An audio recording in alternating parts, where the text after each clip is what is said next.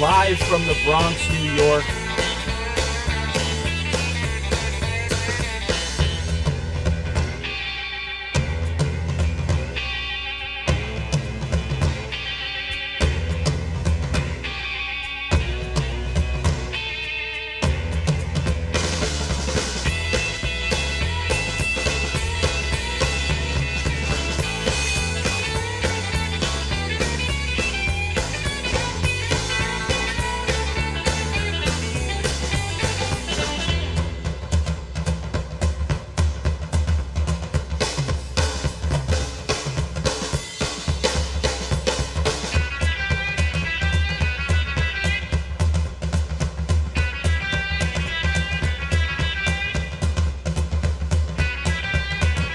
Live from the Bronx, New York. It is Saturday, February 15th, 2025. Welcome in to another episode of One-on-One, New York's longest-running sports call-in show. I am Jack Warner, joined alongside by Matt Benson, Nick Palmer. We got Will Tallant working some double duty behind the boards. He's doing some production. You'll hear his voice later throughout, all throughout the show, repping the producer mic, adding to the conversation today. But we got a stacked crew. I mean, the chemistry is off the charts. I got someone who I talk puck with all the time, one of our fellow, hockey beat reporters here at the radio station, a proud New York Islanders beat reporter and New York Yankees beat reporter during baseball season. I got Matt Benson over here, who I've spent probably more on the field moments with than on air moments, but we have also had some great on air moments as well. Obviously, it's great to have you back. Haven't seen you on a show in a while. You've been a busy dude. I know you've been managing some Fordham baseball at the NCAA level. You've been managing our team for Fordham Club baseball at the NCBA level. So how does it feel to be back? I know it's been a minute since you've been on air with us. Yeah, it feels great to be back. Like you said, I've been involved in a lot of things, but I always love coming back to WFUV. It's been, I think, like a year and a half since I've been on One-on-One. We obviously were on a podcast probably about six months ago or so over the summer. But it's always good to be back. And, I love talking about football. I love talking about baseball and basketball. So it's great to be back. What a treat. I know. Palmer, how about you, man? Dude, I don't get to hear the full One-on-One song very often. That was nice. Yeah, no, that was actually kind of cool. A lot of drums. I forget that it's that long. That drummer is really going at it. He knows how to wail, man. He's good on the drum pad. Yeah, I'm doing great. This is a long time coming, this group. So, I'm jazzed. So, one of the things I will say, this is a unique show that will be probably unlike a lot of the one-on-ones you will see in the future. I hate to break it to you, you might see a little less of us today than you would see on a normal one-on-one episode, but it's for good reason. It's because last week, me, Will Tallant, Nick Guzman, James Burley, Lou Orlando, Evan Harkin, we all went to New Orleans, Louisiana last week to cover Media Week at Super Bowl 59. So we have a ton of awesome interviews from Radio Row to show you throughout the show, but we also have some live segments that we'll have in studio for you today, right on the other side of this first break. We're going to recap Super Bowl 59, of absolute curb stomping the Eagles deliver to the Kansas City Chiefs to end the three-peat. I know Benson is probably ready to gloat about that, being the proud Philly fan that he is. We'll talk a little Four Nations. Nick and I, always good to talk puck between the two of us. Oh, yeah. We got some MLB Spring Training. Guys, baseball is on the horizon. 40 I'm days. so excited. 40 days until opening day. Spring Training right around the corner. Pitchers and catchers already reported. We're already seeing workouts, except unless your name is Marcus Stroman. You're going to workouts. You're doing what you got to do, getting ready for the season. But clearly he doesn't need that. We'll get into that probably, today on the show. And then lastly, we're already at the All-Star break for the NBA and the NHL, which I think is absolutely insane. All sports seasons, I feel like, just fly by. I feel like it's how we get through the years. But NBA All-Star break is upon us. We're going to talk about all those festivities, some skills comp stuff. KD, even just before the All-Star break, getting his 30,000th point, one of the best pure scorers of our generation, getting a huge milestone. So, we got a packed show for you guys with live segments and pre-recorded segments. Before we get into the football aspect of Super Bowl 59 on the other side of this upcoming break, because obviously there'll be plenty of analysis there, I do want to talk about something non-football related. There's two things I want to talk about, but first of all, Kendrick Lamar, man. I know it's been a pretty polarizing halftime show. I know the aftermath, I feel like there's been no in-between. I've heard a lot of either I really loved it or some people who really didn't love it. Yeah. I, for one, loved it, but I'm extremely biased. Kendrick Lamar, one of my favorite artists of all time. He played an 11-song set. It was about 13 minutes. It ended up being the most viewed halftime show, I believe, in history. No way. I don't know if it's the most in history. It might still be Katy Perry. I know. Left Shark, Katy Perry? It was Yeah, because it was Michael Jackson had 133.4 million viewers on his halftime show. Kendrick Lamar had 133.5 million viewers, so he beat him by about 100,000 viewers. The set list heavily favored his most recent album GNX, but obviously some he threw some nods at some other points in his career. You saw a couple songs from Damn. You saw SZA come on the stage. I wish she was on there for longer. She sounded fantastic. But just wanted to get your guys' general thoughts on the halftime show. Savagery. Bringing out Serena Williams for 2 seconds. That was crazy. Awesome. I thought I was seeing. seconds. I thought I was seeing things. I saw her. I was like, "Wait, is that Serena Williams?" And I was like, "Why would she be there?" And then I saw later that night that she was on the performance. So Yeah, just funny. Yeah. No, it was really cool. I loved the messaging. I loved practically everything about it. Yeah, I mean that dude. It's a really long funeral for Drake, man. That's a rough night to be Drake, man. It's a rough night to be Drake. It should not come as a coincidence that he was not in the United States. I think he was somewhere in like Australia on Super Bowl Sunday. I'm not kidding. He was not in America for the Super Bowl, and I think I understand why. I was watching it with my uncle who's an attorney, and he's like, "Did I just hear Kendrick just call Drake that?" And I go, "Yeah, you did." And he goes, "He can sue him for that." And like there's a lot of talk about whether Drake can sue Kendrick for the things that he said that you can't say on air. Well, there's active lawsuits going right now from Drake's side of things, but it's not about. I guess that's what he's talking about is more of like a defamation. Right. Yeah. The lawsuit that Drake, I guess, put out against a label that represented the both of them was that there was some unethical practices that were boosting the popularity and the streams of Not Like Us that he felt was unfair to him. So that caused some stuff. You even heard Kendrick reference it in the halftime show saying, I want to play there. Because he teased Not Like Us a couple times throughout the performance. And at one point, the instrumental started to play, and he goes, I want to play their favorite song. And then he takes another pause, and he goes, but I know they like to sue. Like it was, and you were like, oh, wow. Like he is not shying away from anything. So very, very fun halftime show, in my opinion, obviously. But, you know, I'm excited to see who it is next year. It was fun to see a rap artist as big of a rap fan as I am. But one last thing to kind of close out this opening segment, kind of put a bow on it before we head into Super Bowl talk. I want you guys to hear me out here and answer this question. Sure. What do Boomer Esiason, Matt Ryan, Dan Fouts, Steve McNair, Donovan McNabb, Warren Moon, Phillip Rivers, Jim Kelly, Fran Tarkenton, and Dan Marino have in common? 0 rings. They all have less rings than Kenny Pickett. Phillip Rivers Wow. is amazing. How crazy is that, man?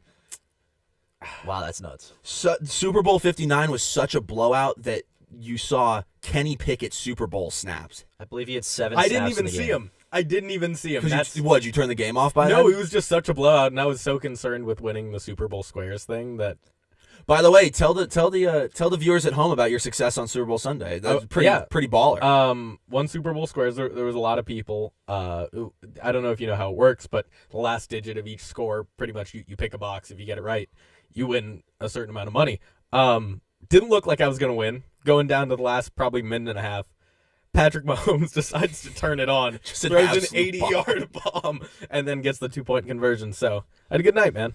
That was just such a funny, again, I know, and we'll get into it in the segment, Chiefs played terrible, Pat Mahomes was uncharacteristically bad, but, it just shows you, again, though, just how elite Pat Mahomes is, though, that, it was just, the Chiefs were rolling over and dying, and he was like, nah, dude, we got to score at least one more, and just, after getting pounded the whole game, just unloads down the field, just right in the middle of Xavier Worthy's chest, just...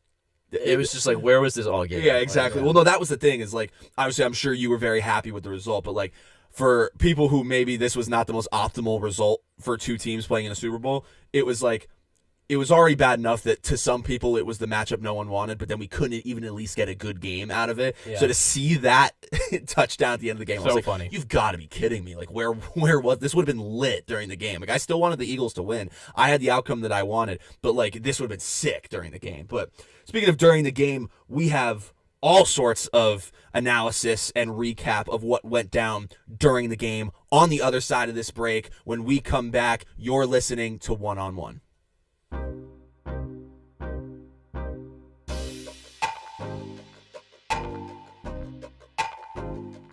The Super Bowl how's the experience been being your first year? Hi, this is Michael Kay, WFUV class of 1982.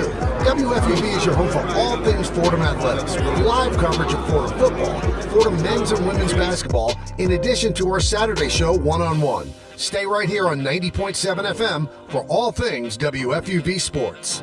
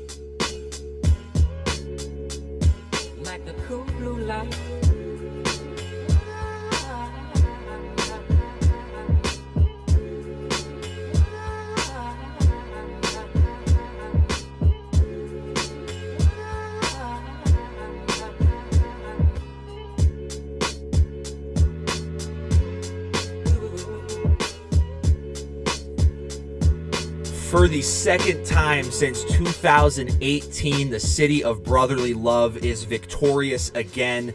The Philadelphia Eagles, led by Jalen Hurts, who would end up being the Super Bowl MVP, laid down a beating on the Kansas City Chiefs, 40-22 in Super Bowl 59. Welcome back to One on One, New York's longest-running sports call-in show. I am Jack Warner, joined alongside by a very happy Matt Benson, probably still just taking it all in over the last week or so. Nick Palmer got Will Tallant on double duty behind the boards. We should probably hear him in a few moments when he gets the producer mic on. I'm sure he's going to want to hop in and chat about the Super Bowl. But Matt, I'm assuming this is your team, and as happy as you are that the Eagles just won another Super Bowl and in such dominant fashion, I'm honestly surprised that you're not wearing any Eagles memorabilia. I really am. Oh, don't worry. I'm taking my chance to gloat here. Yep. And putting on the gear of the Super Bowl 59 champion Philadelphia Eagles, now a two-time Super Bowl winner. Putting on the jersey. Go ahead. Super Bowl champion. We'll keep it going. Go ahead. I love it. I knew he couldn't just rock a Hurley shirt on one right after the Eagles win the Super Bowl. I knew he had to have something in the back pocket for us. But yes, the Eagles absolutely just blow the doors off the Chiefs, 40-22. At one point, the game was 34-0 or 34-6. I mean, nothing could have prepared me. I understood. Listen, I had the Eagles in this game. I had the Eagles winning this game. I did think they were the more complete team. I did think that if there was any team that was a team of destiny this year, just off watching them in the regular season and even through the playoffs, it was the Philadelphia Eagles. With all of that being said, nothing could have prepared me for just the absolute beating that we saw last Sunday. Jalen Hurts is your MVP, very deservedly so. 17 of 21 for 221 yards through the air, 2 touchdowns. And he was the leading rusher, which is crazy when you have Saquon Barkley in your backfield. But yeah. I guess we can get into it now. What I think was so effective for the Eagles, I think it came down to 2 things. And one, I think on each side of the ball, they were able to do one thing. I want to start with the offensive side of the ball. And since we're talking about Jalen Hurts, I was saying the whole time when we were in New Orleans that you're going up against a Steve Spagnuolo-led defense, which, I mean, if there's any defensive coordinator that knows how to show up in a Super Bowl, it's Spags. I mean, the resume speaks for itself. But with the Eagles, there's so many weapons and there's so much depth that you have to prepare for. So many just talented guys on that offense, so many good targets, and the best running back in the league in your backfield. It felt, what I said when I was, all week kind of analyzing the Super Bowl down in NOLA was this. If the Chiefs are going to lock in on anything, if they're going to have to prepare for anything that the Eagles are bringing, they're going to want to shut down Saquon, and they're going to want to find a way to break up what has been the best offensive line in the NFL all season, bar none. So I think when those two things were if those are the key focuses for a defense, which I think for the Chiefs it probably was, all that did was just raise the importance for Jalen Hurts to be able to be effective through the air, to find his targets, to find AJ, find Devontae, find Dallas Goedert. And I think he did just that. I think the fact that they were so effective through the air, Saquon was really a non-factor in this game. So I think they did exactly what they were supposed to. And they Jalen Hurts, I'm not shocked at all at the decision for the MVP. I think he stepped up in a big moment. Yeah, I mean, I think the real MVP of the game was the defensive line for the Eagles. You just can't give the award to 4 players on the defensive front.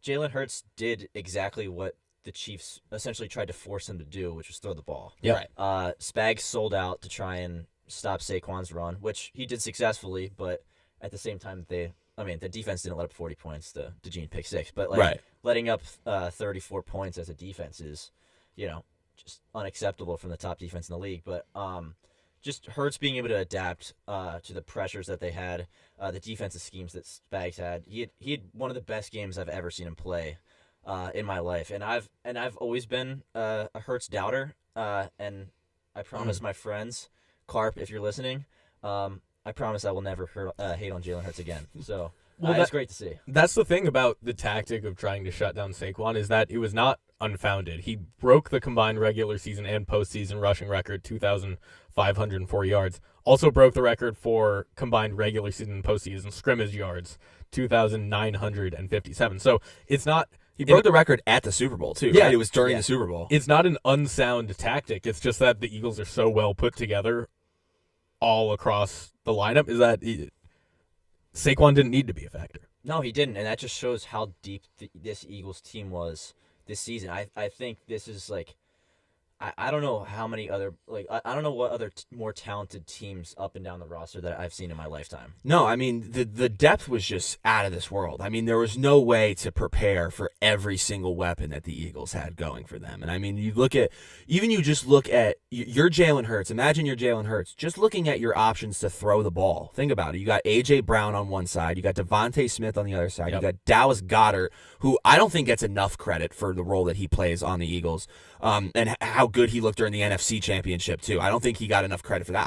I think because they're so star-studded, it's bound with any team where like you're gonna have your stars and the people who get attention, but then there's also like role players who are like better than the stars on some teams. I think Dallas Goedert is that guy. And then you have Saquon Barkley, who I think he had 29 receiving yards or 30 receiving yards in the Super Bowl. Like you have, if you're Jalen Hurts, you are rich with options that you can throw the ball to, and it's so hard to contain all of them. One of the things that I am genuinely happy for the Eagles about, and I'm more so because I got to experience all of the media proceedings, during media week at the Super Bowl firsthand, was talking to them. I was so impressed by how just tunnel visioned they were. A lot of people brought up the Super Bowl loss 2 years ago because it's the rematch against the Chiefs, and it's your first time back to a Super Bowl since then. You have such a talented roster. It's everyone. The Eagles were plus odds going into this game, and they hung 40 points. They were. Some looked at them as an underdog. I thought on paper there was no reason they should be an underdog. But again, it's the Chiefs. It's Pat Mahomes and Travis Kelce. They're pairing in the playoffs. You never know what's going to happen. They're unbelievable in their own right. What I think is awesome was they fielded so many questions throughout the weeks throughout the week leading up to the Super Bowl. All the what ifs, all the what would it mean to beat the Chiefs after losing them? Even I asked some questions to the guys about it, and they were all so tunnel visioned about that year was that year, this year is this year. It could be the Madden All 25 team in front of us from the Madden 25 game, and they're still going to approach it the same way. The preparation, Nick Sirianni, say what you want about him, a kind of a polarizing figure in his own right. The resume speaks for itself. I mean, he's a winning coach. He wins games. He's a winning coach. And that was the thing. I actually got to ask Dallas Goedert about that when I was down there. I was just like, what, in your opinion, as one of his players sets Sirianni apart from other coaches? And that's actually exactly what he said. He was just like, he's a winner. Like, he just has that winner mentality. And he's young, but he's wise beyond his years. And it's fantastic. I want to give you the chance. What was your favorite interview while you were in New Orleans? I guess I'll give you favorite player availability and favorite interview, because I feel like saying that I interviewed all the players is kind of a stretch. Like, I just asked them questions and they respond. Favorite interview was probably either Jason Worth, because I grew up on him as a baseball fan on Radio Row. We interviewed him on Radio Row, or Jason McCourty. I got to tell the Patriots fan in me was screaming internally. I got to talk to him about winning a Super Bowl with the Pats, playing with Devin McCourty. I always loved the two of them together, so that was cool. In media availability, it was cool to get Mahomes. It was cool to get A.J. Brown. It was cool to get all those guys. But DeAndre Hopkins, for sure DeAndre Hopkins, because I adored DeAndre Hopkins all throughout the 2010s, all throughout his prime, still do. And he was so humble. He was so cool. And it was also, I had a 2.5 minute back and forth, and it was 4 questions, just kind of bang, bang, bang, bang, bang. And he was so articulate, so humble. And it finished with a fun, I asked him what his favorite Kendrick Lamar song was, and he gave a great answer. And he kind of loosened him up, and he started smiling and laughing. So Nice, it was really cool, and got to see him. Even though his team didn't win, he got a touchdown pass in the Super Bowl. So that was very cool. Got to catch a touchdown pass. But I want to shift the focus maybe off the Eagles. Actually, one more thing about the Eagles. Yeah. Defensively, I mean, just stomped all over Kansas City. We can't ignore the birthday boy, Cooper DeJean, with one of the coldest Super Bowl plays I've ever seen. A bad decision, bad throwing decision from Pat Mahomes over the middle of the field. DeJean swoops in, pick 6, takes it to the house. I got to imagine that you probably lost your voice during that play. That was the loudest. I was back home in my basement watching with my family. That was the loudest of the night for sure. It was an awesome moment watching him do that. His first career pick on his birthday in the Super Bowl. You can't write it up better than that. Put the team up by 17. Yeah. Like it's just like keep piling on. It was crazy to watch. I mean, the Eagles' defense, it wasn't just that game. The whole postseason, they set a postseason record, most turnovers in a single postseason, 13. It was just pretty like a part amazing. of their game, man. They're one of those teams. The best teams are always the one where like you can almost guarantee there's going to be points scored on both sides of the ball, and we saw it during the college football playoff too. That's what made Notre Dame so effective. I know they ultimately didn't win the national championship, but that's what made them so effective was the amount of points they scored defensively. Yeah. They were the better team on both sides of the ball, man. I mean, they didn't allow the Chiefs to get anything going. And while we're on the topic really quick of defense special teams, I want to give flowers because I'm a big kicker lover. Yeah. Jake Elliott, Super Bowl record, most points by a kicker, 16. Which is do you huge know for who him. that beats? No way you do. Don Chandler in Super Bowl II. Wow. That's nuts. Don Chandler was born during the Dust Bowl in Iowa. Just for So it's a 57 reference. year That's a record. 57-year record. yeah. That's unreal, dude. Yeah. And I'm happy for Jake Elliott too, man, because remember he caught a little tough flack year. for Yeah. having the yips throughout the year. Not his most ideal season. One last thing I want to talk about before we go to break. The first segment already flew by.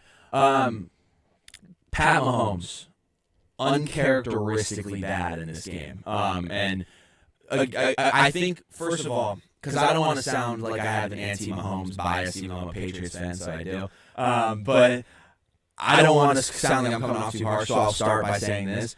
It speaks to how elite of a player he is that, like, how much conversation there was about how he played in the Super Bowl afterward. Like, there was a lot of conversation, especially on the internet. I'm surprised with some of the discourse I saw. Just like I do think the Chiefs got exposed a little bit. Obviously, we do know that they got lucky at several points throughout the season, but it was very interesting to see that, yes, the Eagles played a very, very strong, complete defensive game in their own right, but you also just saw a lot of bad decision-making from Pat Mahomes, who at several points the pocket was collapsing, he's running for his life, spent half the game on his rear, I get that, but it was just, I don't know, even if the Eagles didn't play as strong of a game as they did, even if Jalen Hurts doesn't have quite the game that he has, I don't know if the Chiefs win this one just out of an uncharacteristically bad game from what is usually a very consistent offense. Yeah, I think it's mainly a testament to the Eagles' defense. For sure. The defensive pressure just got to Mahomes early, and once he started getting sacked, it seemed like he got with him mentally. Yeah. What was really interesting to me is just the conversation leading up to the game for Mahomes was, if he wins this game, how does this impact his legacy compared to Brady's? Right. Brady would never play like that in the Super Bowl. No, he wouldn't. And yeah. I'm an Eagles fan, but Brady would never do that in the Super Bowl. No, Brady threw for 500 yards against you guys and lost. Like, And lost. And I came in to that game, even though Mahomes had for his standards, a pretty mediocre season. I was still worried just because Patrick Mahomes is Patrick Mahomes. Right. And after that game, like, I still think he's a top 3 quarterback in the league. Right. But he played terribly. Right. I mean, yeah, what 14 makes less than 50 yards, I feel like, on passing. Total QBR was like 11. It was the QBR was really bad. He was 21 of 32 for 257 yards, but a lot of that was in garbage time.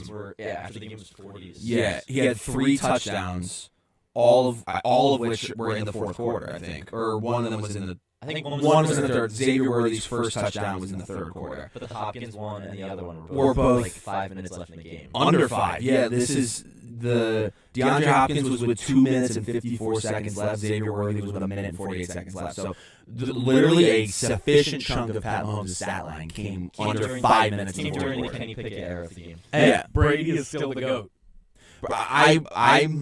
I have no problem saying that. I'm definitely happy with saying that. I would still say Tom Brady's the GOAT. I do think it's funny that Pat Mahomes has lost 2 Super Bowls and Brady was in the building for both of them. One as a broadcaster, one as a player. I did enjoy him a lot more as a player than a broadcaster. But nevertheless, before we send this to break, I just want to give the floor to you. Just, a fun season for your Birds. How are you feeling right now looking towards next season? Let it eat. I'm feeling great. I mean, I don't know how else I'd be feeling. It's a great feeling to win a Super Bowl. I was so happy this week. I'm still happy right now. Still getting over the high. When's your ring coming in the mail? Oh, I mean, I hope I get one that day. But watching the parade yesterday was really cool. A lot of players had a lot of funny moments. A lot of which cannot be shown on air. But it was great to see. And I'm really excited for next year. The Eagles, I believe, are only losing. I believe only 4 of the 22 stars on offensive defense are free agents. And there's a ton of young talent on the team, like we mentioned with Cooper DeJean, Quinyon Mitchell's incredible cornerback on the other side, and having Jalen Hurts, Saquon Barkley, and our entire offensive line, alongside Devontae Smith, A.J. Brown. Go down the list. Like, all these guys are returning. I don't see why we can't make run it back. Yeah, who knows? Maybe the next attempt at a three-peat is the Philadelphia Eagles. We'll have to see. I don't want to get ahead of myself. I know, but who knows, man? The ball's in their court right now. They got the momentum. They got the higher. Unless you're Rams, unless you're a Chargers, have something to do with it. I don't think that'll happen though. But can we have one Super Bowl win? Maybe just one. Who knows? You got to put a team around him. But hey, Harbaugh gave Michigan one. Dude, he sure did. Bolster the offensive line. Get one wide receiver and stop throwing the ball to Quentin Johnston. Kid's got takes, man. That's it. Yep. You know what? I think that's it. Yeah, I was gonna say he's trembling. Let's get him off here. Let's let him calm down. Great conversation. Eagles victorious again, second Super Bowl since 2018. We're going to send this to break. When we come back, we have a bunch of great interviews from Radio Row, really our first batch of interviews. Jason Worth, Phillies World Series champion, Jason McCourty, Jason Avant, former Eagles wide receiver, Lee Steinberg, along with a Super Bowl recap from Evan Harkin, who had boots on the ground at Super Bowl 59 for WFUV Sports. We will hear all of that on the other side of this break. You are listening to One on One.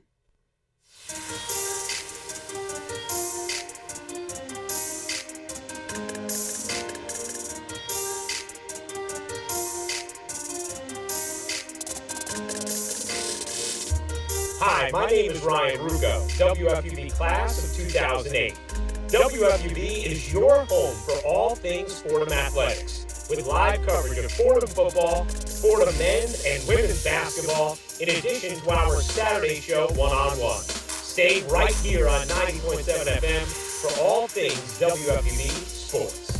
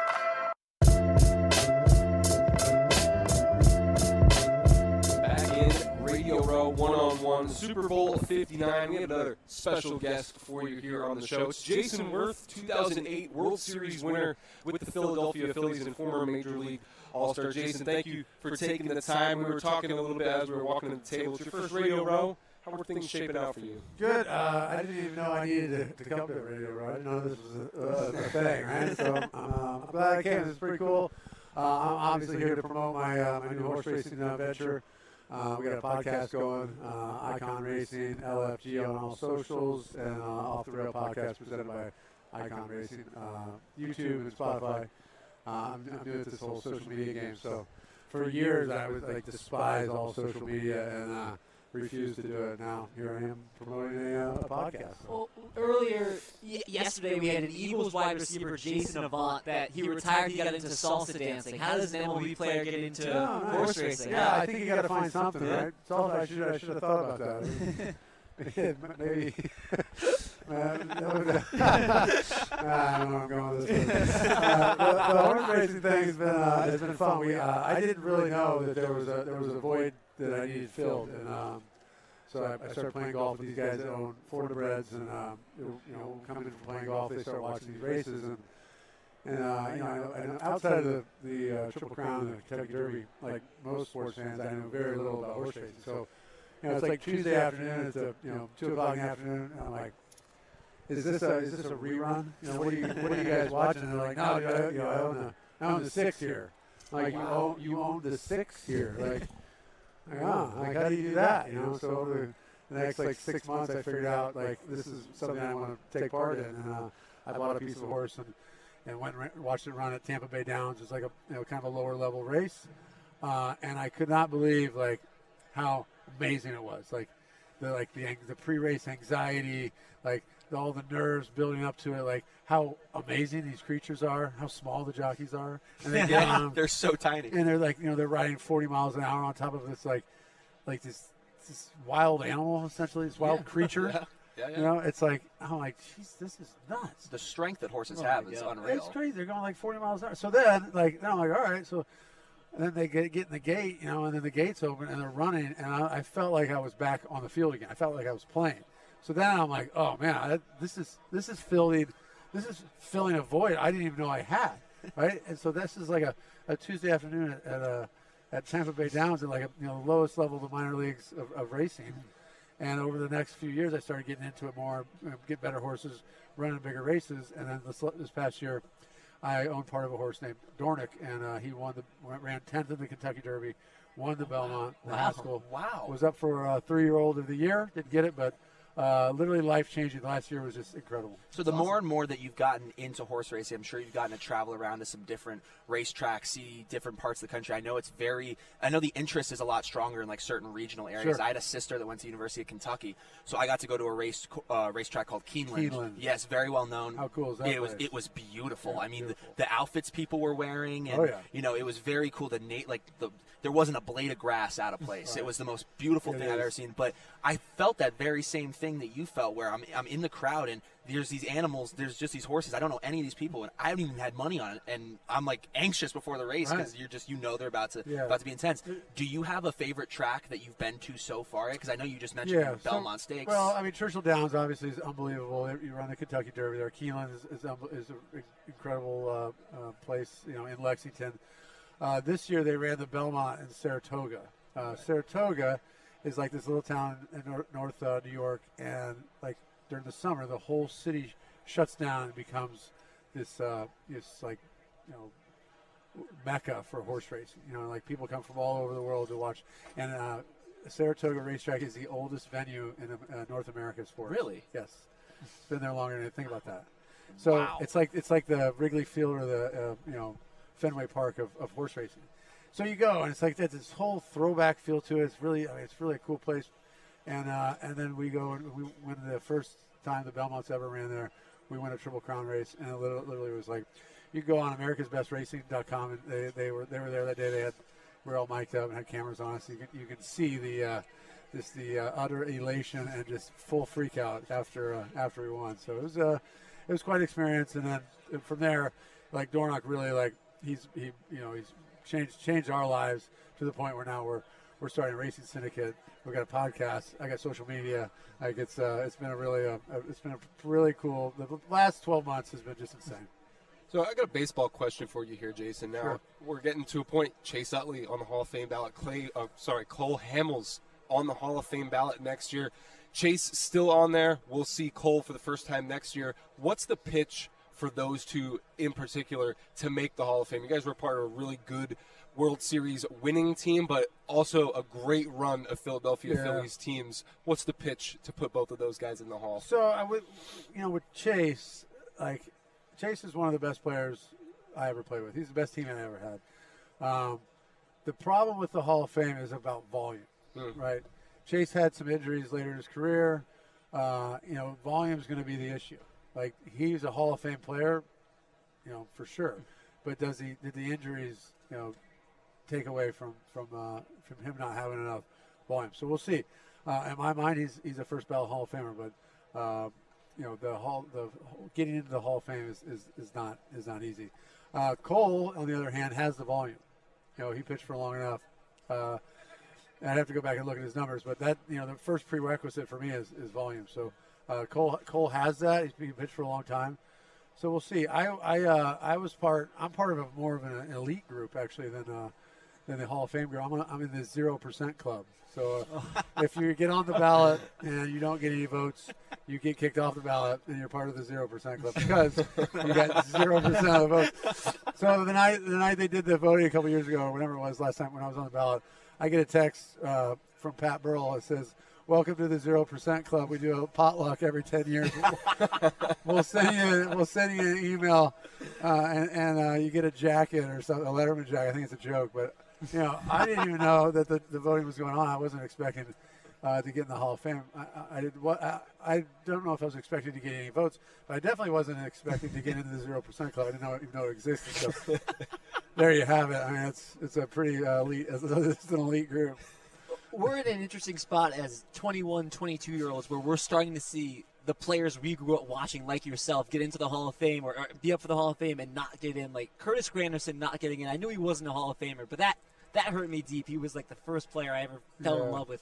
One of the things I think our generation is starting to push for is less of an emphasis on the duration of your career and how long was your peak. Like, to me, I watched Felix Hernandez. His peak was unreal. That's a Hall of Fame caliber guy. I know you said one of the big prerequisites right now is you have to have the volume. What's your opinion? Not right now, like for forever. Right. Like, so I think the standards are high, and it's a really small class of people. I saw a thing the other day that said if you, I think they used where the stadium where the Reds play. If you took all the baseball players that have ever played baseball in the big leagues, you could fit them all into that stadium and still have like 10,000 seats on. Wow. So it's unbelievable. It is, and it's a very elite group to begin with, right?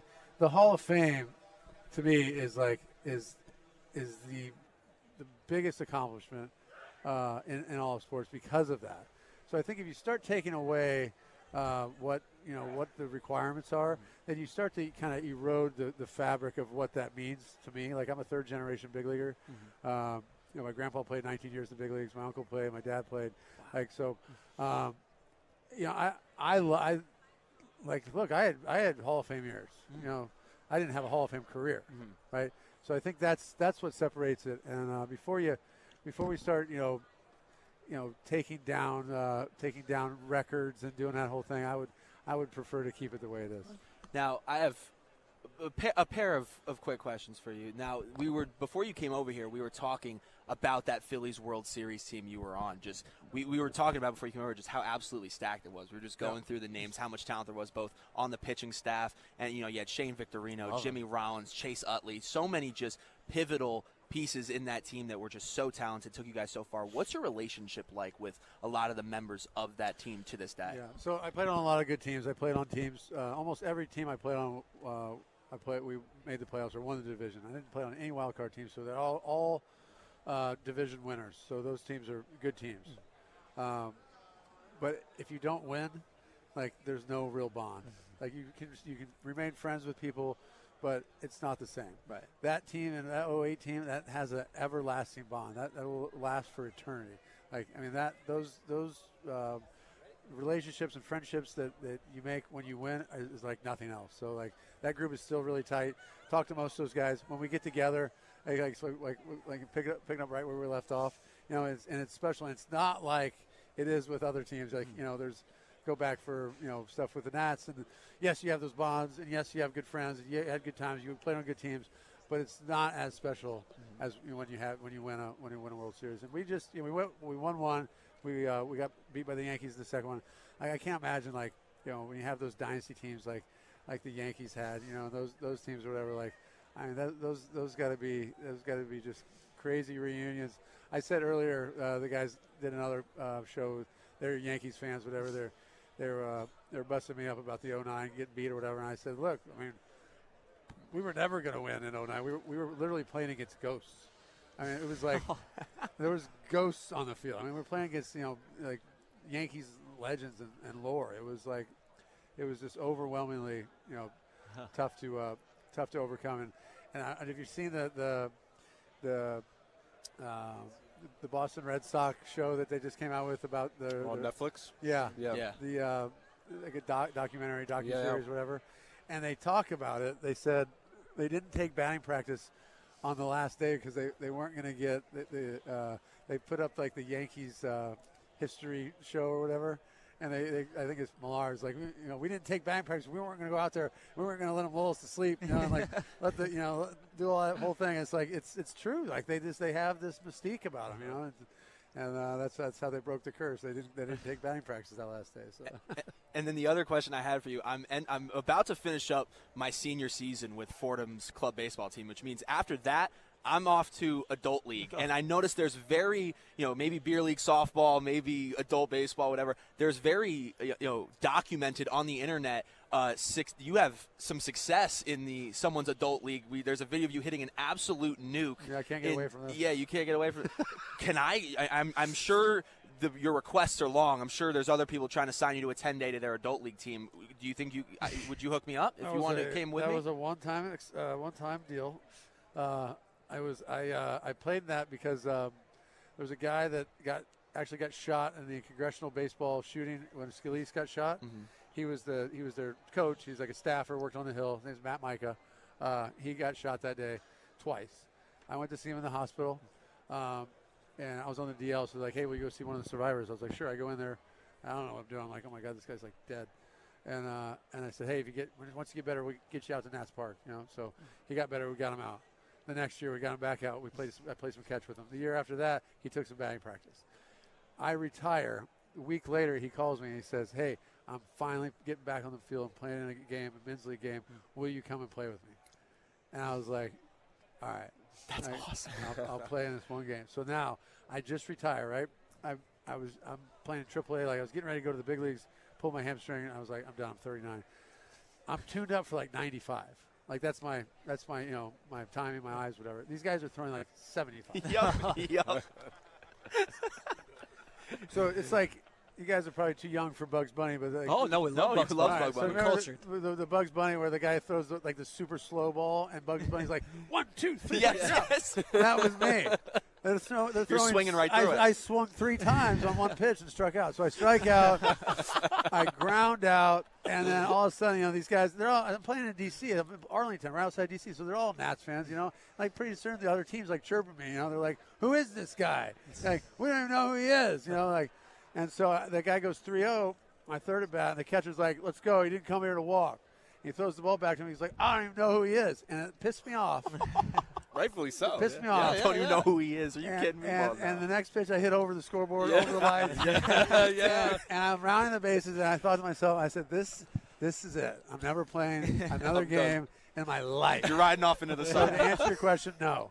Oh, come on. All right. Club baseball needs It was worth a try. Yeah. Valiant enough. It was worth a try. Well, Jason, thank you so much for taking the time out to chat with us. Jason Worth, 2008 World Series champion with the Philadelphia Phillies. That's it, right? Are we all done here? You want to plug the racing one more time? Go check out our podcasts on YouTube and Spotify. Off the Rails by Icon Racing. the social media icon racing LFG. I'll let you guys figure out what that stands for. You guys might be too young for that, but can't say it on Fordham Airways. come to a race and you'll know what it means. Awesome. Sweet. Awesome. All Well, right, guys. thank you for tuning in to Radio Row Super Bowl 59. It's been a blast. That's all we got here.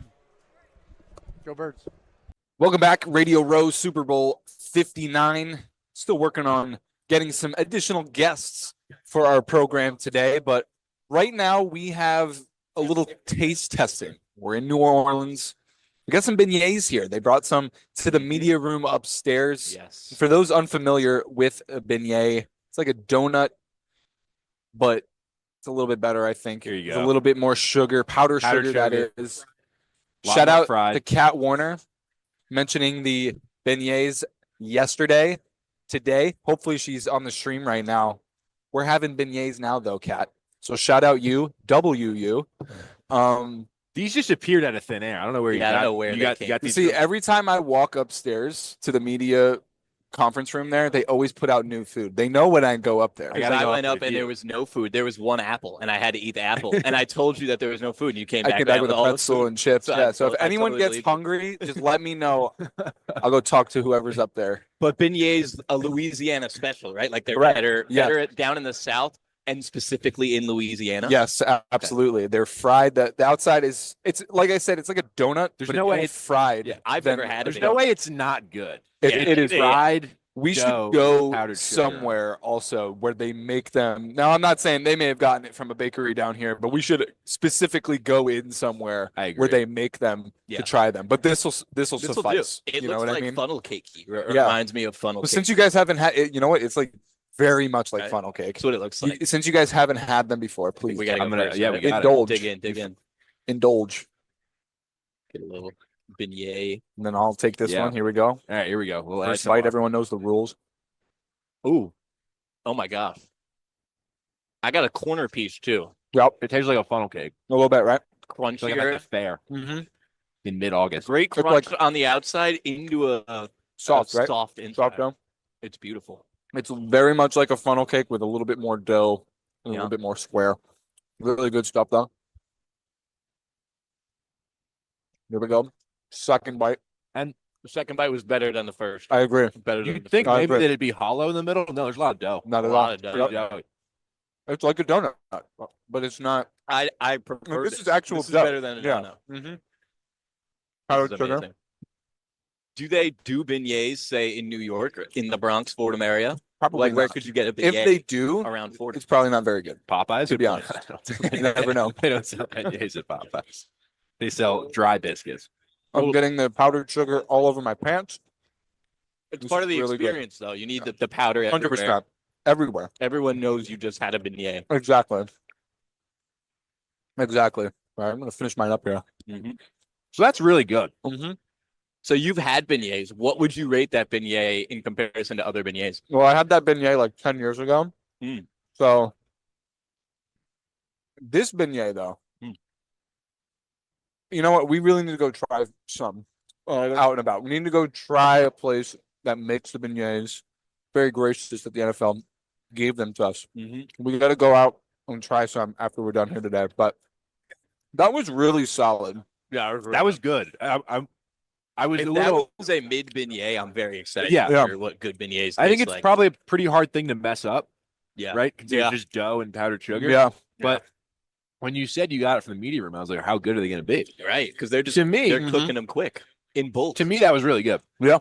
Perks of Super Bowl Media Week: free food. Also, That when was- we were coming to set up, everybody got The a wings. free box of wings. Three Yeah. box away That was from- awesome. Courtesy of Awesome. Bounty. That's Yes, a it great was courtesy of partnership. I'll Bounty. tell you what, though, a great partnership. And they have the Everyone paper knows what towels you out need. right there. Yes, The you're going to second I need something finished, to I wipe was it like, down. where are my paper I towels? used I my didn't Bounty even know it paper was towel. from Bounty. Bounty. Yeah, I'm upset. That's a great partnership. I'm very much a fan of that. Yesterday, they had King's Cake as well. Yeah. Maybe saying, is it I just think King you're Cake? right. I think it was king cake. It was good though. It was really, really good. A lot of Mardi Gras theme And going on. we got a free bag of sandwiches yesterday Oh, as we were Ike. leaving. Shout out Ike. Shout out Ike. Shout out Ike. W Ike.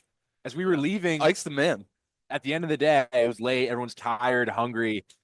A man, Ike. His name's Ike. Presume his Yeah. name's A Ike. legend. He opened the door for us and had a bag of sandwiches in his hand. He was like, "You guys want these?" Yeah, it's like yes, Yeah, obviously. we'll take some. And then they were Give us a whole and then bag. and then they were awesome.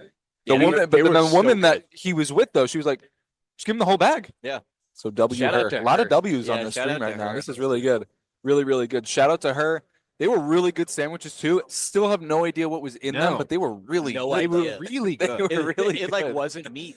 I don't know what it and, was. James Burley think it might have been like impossible meat, like the way they make impossible. If it was, it was burgers and still whatnot. delicious. And if it, It was, was. I need more of it. Yeah. So really enjoying the food down here in New Orleans. Some football too, but Yeah, oh, Yeah. of course. That, but we're here. We gotta embrace the ambiance, and we're doing the best that we can with that. Absolutely. We made burgers and hot dogs Oh, last night so good. at the Kiln House in So good. Mississippi. we've been eating really well. Yeah, like, we have been. really well. Our Airbnb is loaded. Loaded up. Is loaded. Frito Lay loves our Great Airbnb. fridge. We won't show it to you guys, but it's great. You can take our word for it. Our fridge is awesome, though. We have a lot, a lot of food in the fridge. And Jack Warner is a beast on the grill. Oh, I don't he know- did- I don't he know did if a this was fantastic known, job. But it should be known that. And you know what? It wasn't even on the grill. That's how versatile Oh, yeah. he is, man. He It did it on the stove. This On the man, stove, right? we got home from probably the longest day ever. ever. Ever. This man did not change. He did not take his belt off. Went right. He did not untuck his shirt. Right. He went. Nope. He went right. He went right to the stove right to the and stove. started cooking. Loved it. Everyone else got in their Yeah, jammies, yeah. got curled up on the couch. And thank you to Jack Warner for You need that. You Shout need out. guys like that in the culture. you need guys Yeah. like that.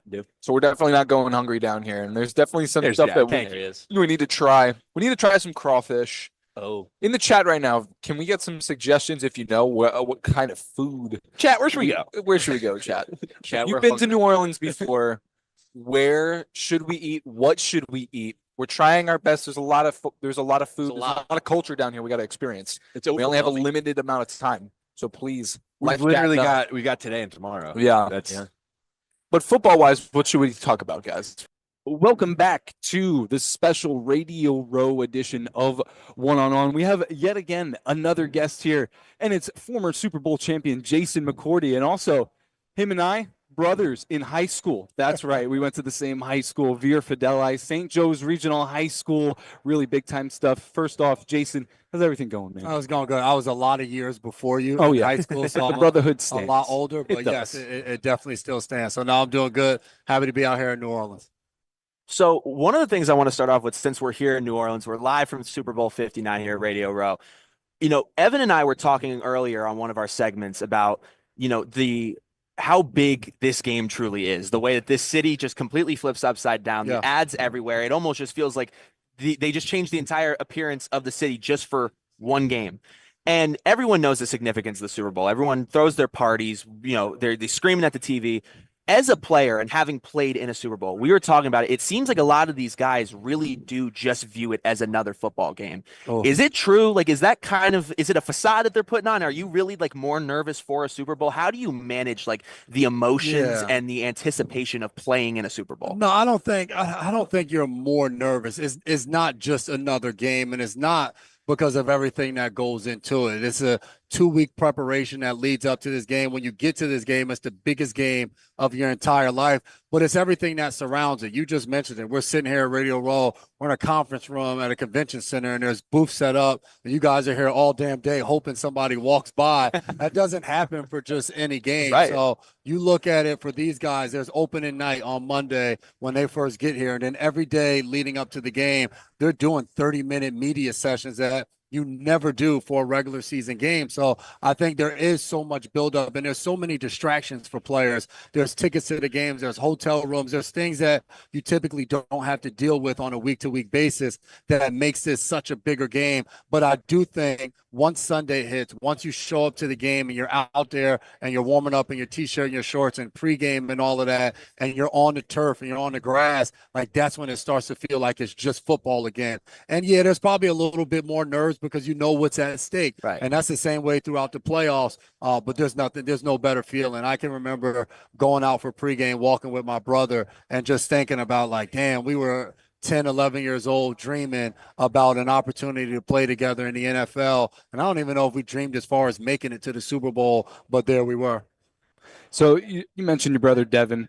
I think it's so cool. You guys went pretty much every step of the way with each other in terms of your football career, starting, when you were younger, then at St. Joe's, and then at Rutgers, and then you both played on the Patriots together. Just walk us through that experience of really going through your football career. I know you had a few different stops with other teams, but you played at every single level with your brother Devin. What did that mean to you? And then how did you guys push each other to make each other the best possible football players you could be? Man, it meant so much. I'll start the latter of that. You talk about us pushing each other. So when we were in high school at St. Joe's, we played basketball as well. And we'd be in the middle of a timeout, and our head coach would have to tell us to shut up because me and him would be bickering back and forth because he didn't think I was playing good enough defense, or I thought he should have made a shot.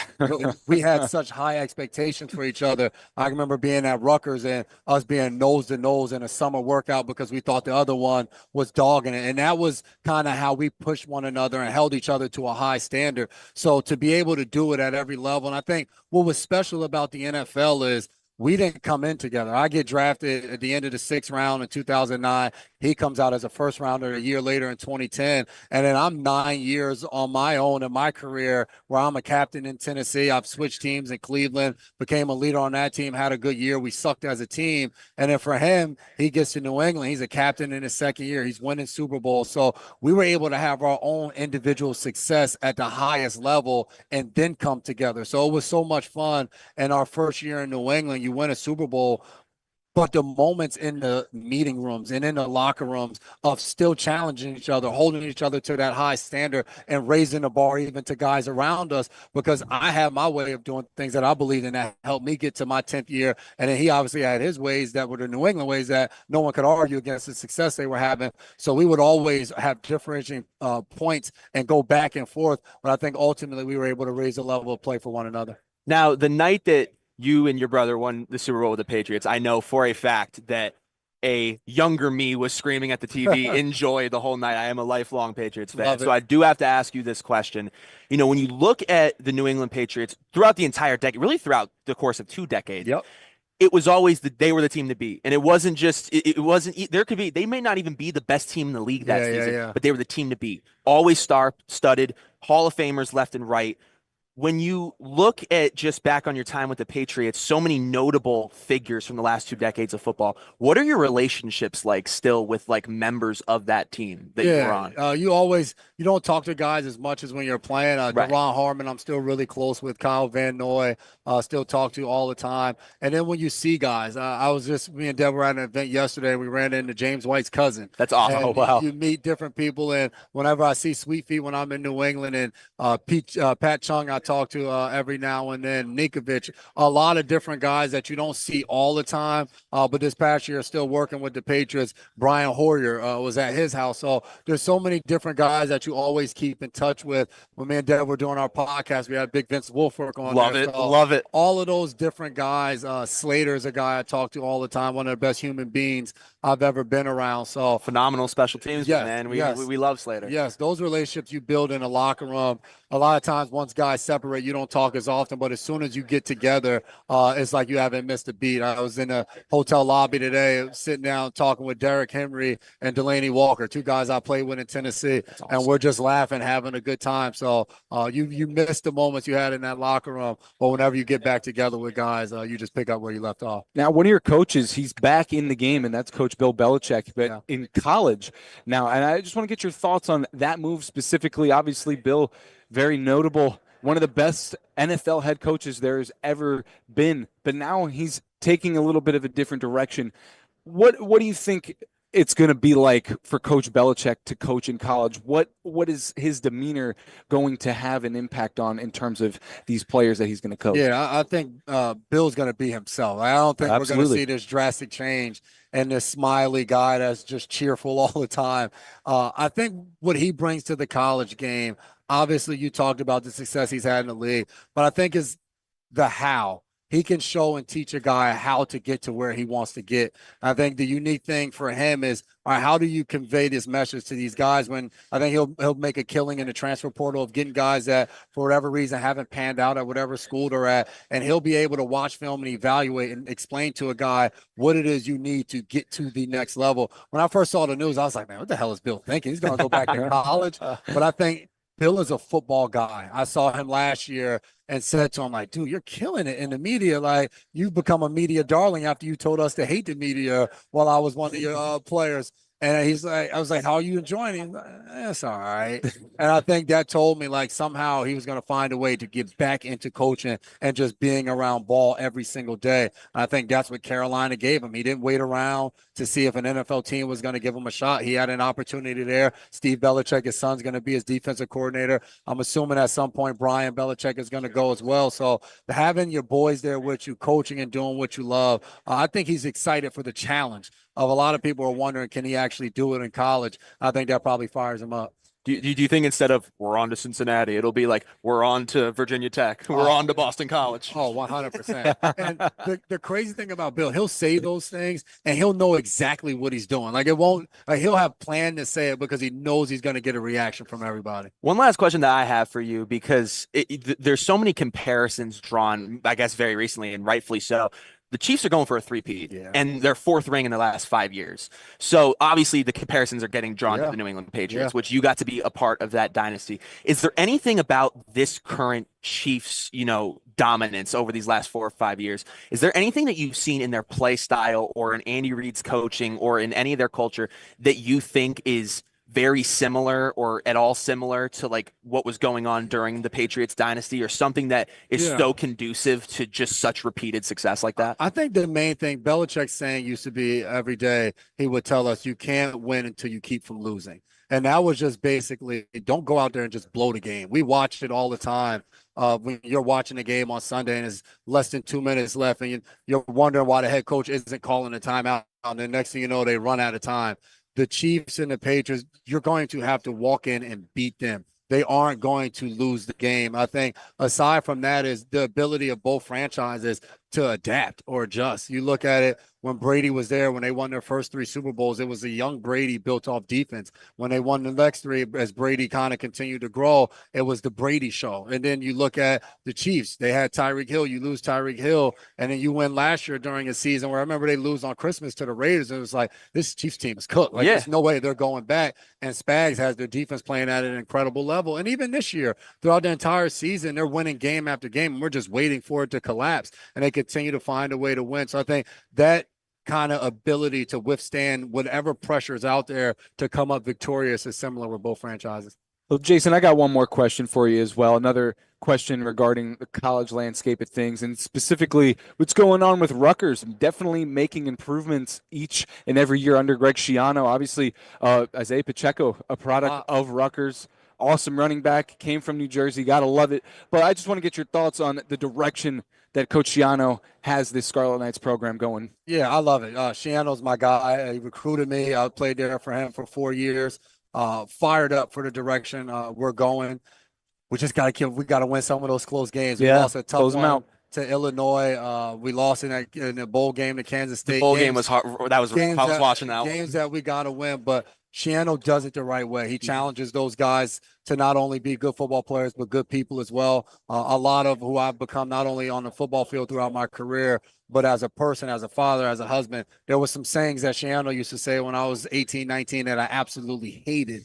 And they're things that I'm saying to my kids now. So with him being back, I'm hoping that we continue to raise the level. Well, Jason McCourty, thank you for joining us, man. It was really a great time. We will have a little bit more one-on-one right after this short break. But once again, though, Jason, thank you so much. Appreciate you guys. Appreciate you for taking the time. We'll be right back.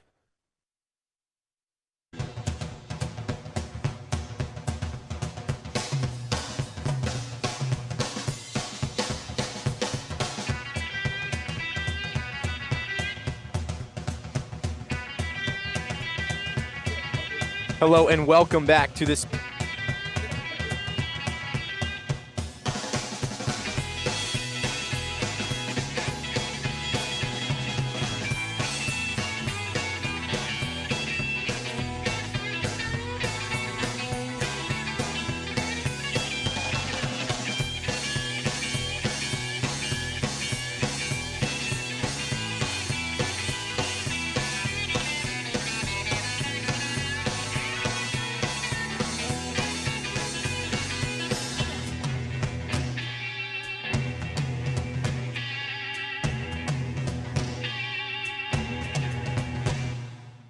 You're listening to WFUV, New York.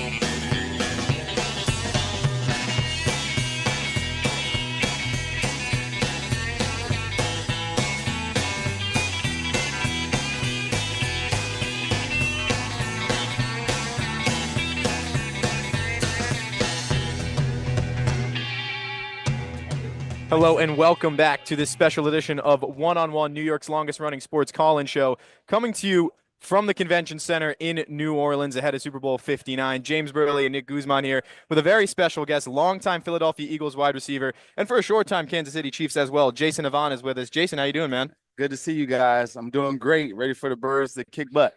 As an old Eagles fan myself, it's an absolute privilege to have you here. I think back to those late 2000s, early 2010s Eagles teams.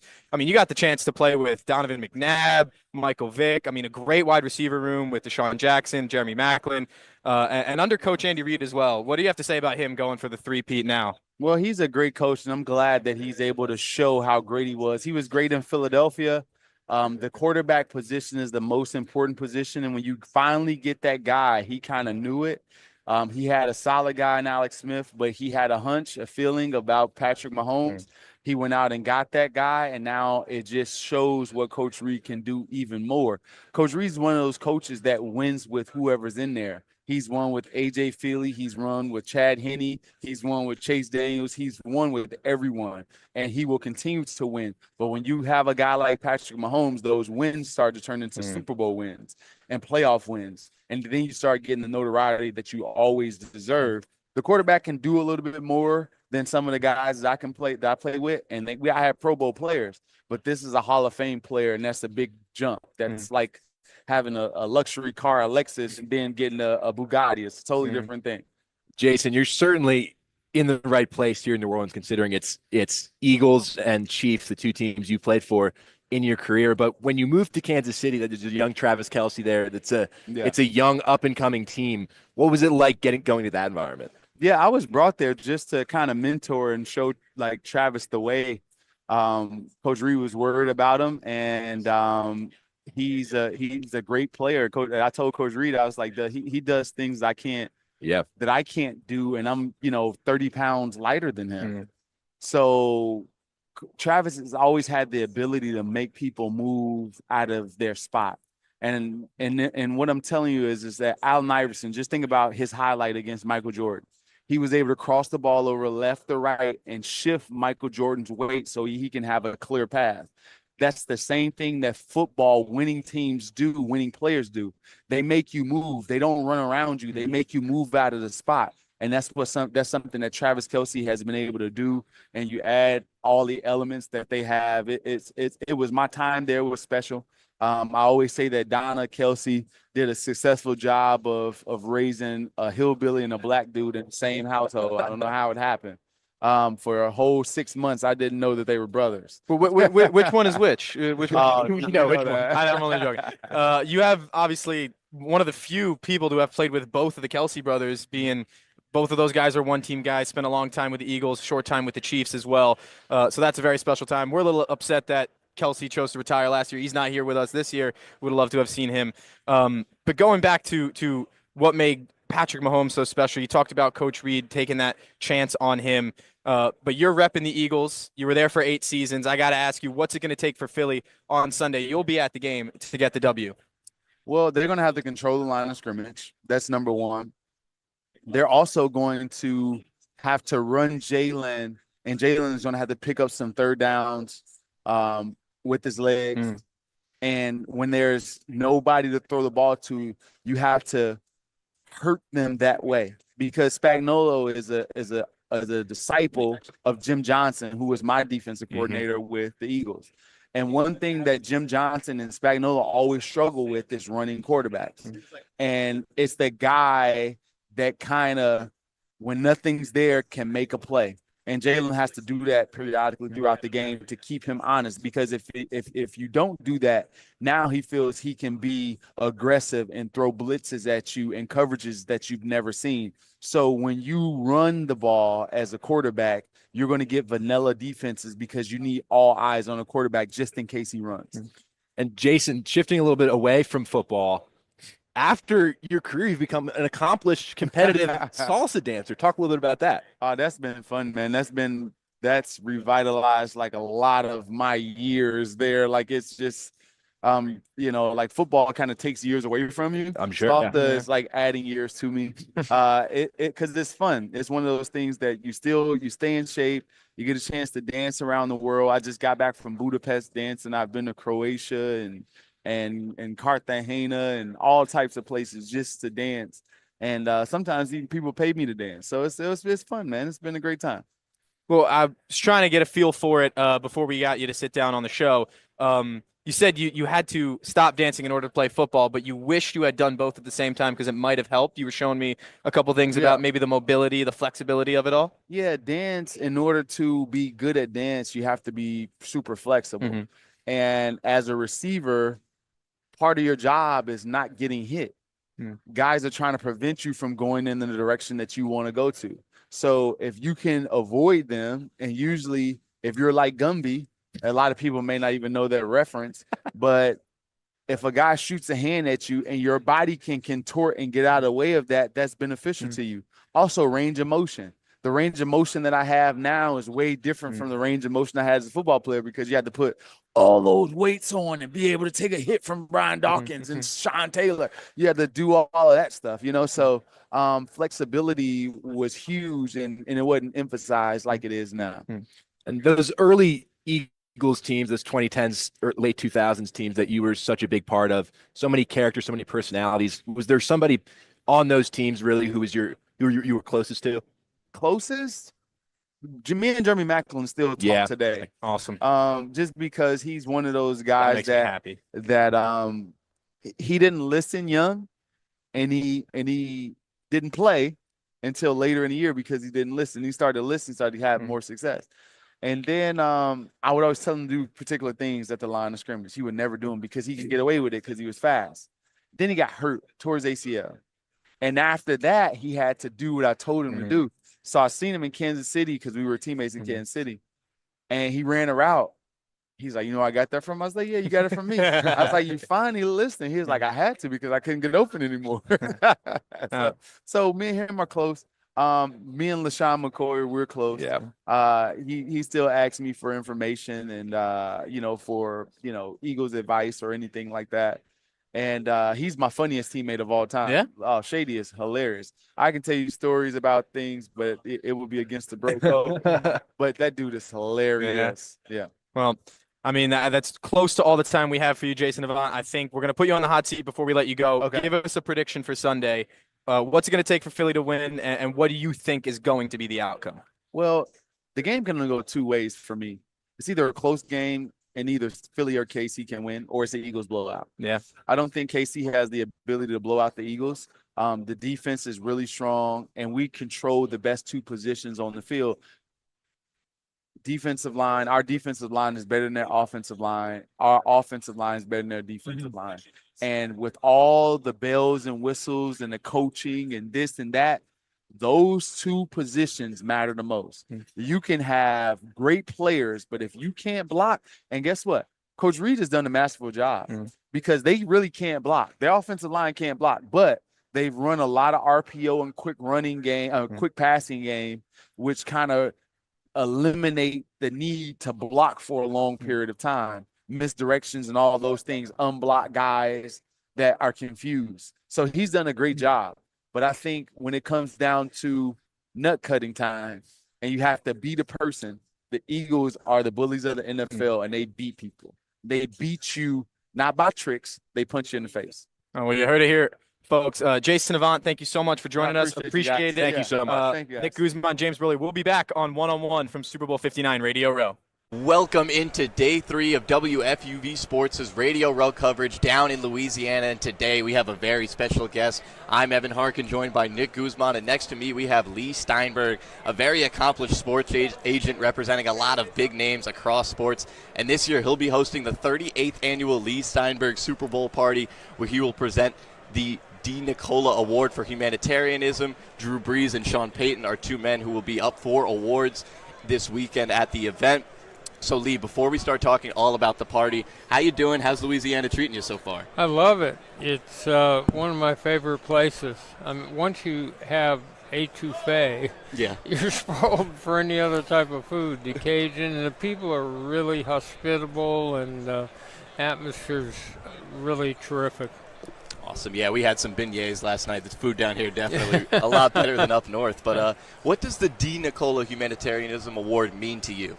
Well, it's actually Steinberg D. Nicola, and I created it to try to put focus on the really powerful things that people in football do off the field in terms of bringing wellness to the community. So we're giving Gail Benson, the owner of the Saints, an award. We're giving Sean Payton, the coach of Denver, an award. Drew Brees, the first African-American woman to ever head an organization, Sandra Douglas Morgan, who is president of the Raiders. And so we do that. We have a brain health summit where people talk about what we know about concussion and healing and hope. Well, Drew's right over there actually doing an interview right now, but being down in Louisiana, we figured we'd talk about Drew a little bit more. What specifics was he doing off the field that got him able up there to win the award? Because he, after they had the hurricane, he became a community leader and was out relentlessly raising funds, raising hope. He got out of his role as simply a football player and became a community leader and a symbol of resilience and resurrection for the whole area. And Lee, you've also shown a passion for and done a lot for brain injuries, cognitive health, that kind of thing. Why is that something that you're passionate about? I had a crisis of conscience back in the 1980s because I'm representing half the starting quarterbacks. Mm-hmm. They kept getting hit in the head, and when we would go to doctors and ask how many are too many, what's the magic number to contemplate retirement, they had no answer. So I started holding concussion conferences back in 1994, and Troy Aikman and Steve Young and Warren Moon, Drew Bledsoe all came to the first one, and we've continued to have them since. The problem is that multiple concussions trigger an exponentially higher rate of Alzheimer's, Parkinson's, premature senility, chronic traumatic encephalopathy, and depression. So, and players tend to be in denial. So the reason we set up this concussion foundation, which if you're interested, you can go to leesteinbergfoundation.org, and it is to try to raise money for more research. The good news is that there are 2 potential treatments that can rehabilitate a concussed brain. So the thought always was that once you got hurt that way, a TBI, it only got worse, never better. But now there's neuroplasticity, which triggers neurofeedback, which is shown to heal the brain, and something called RTMS. So we're trying to find solution to make the game safer.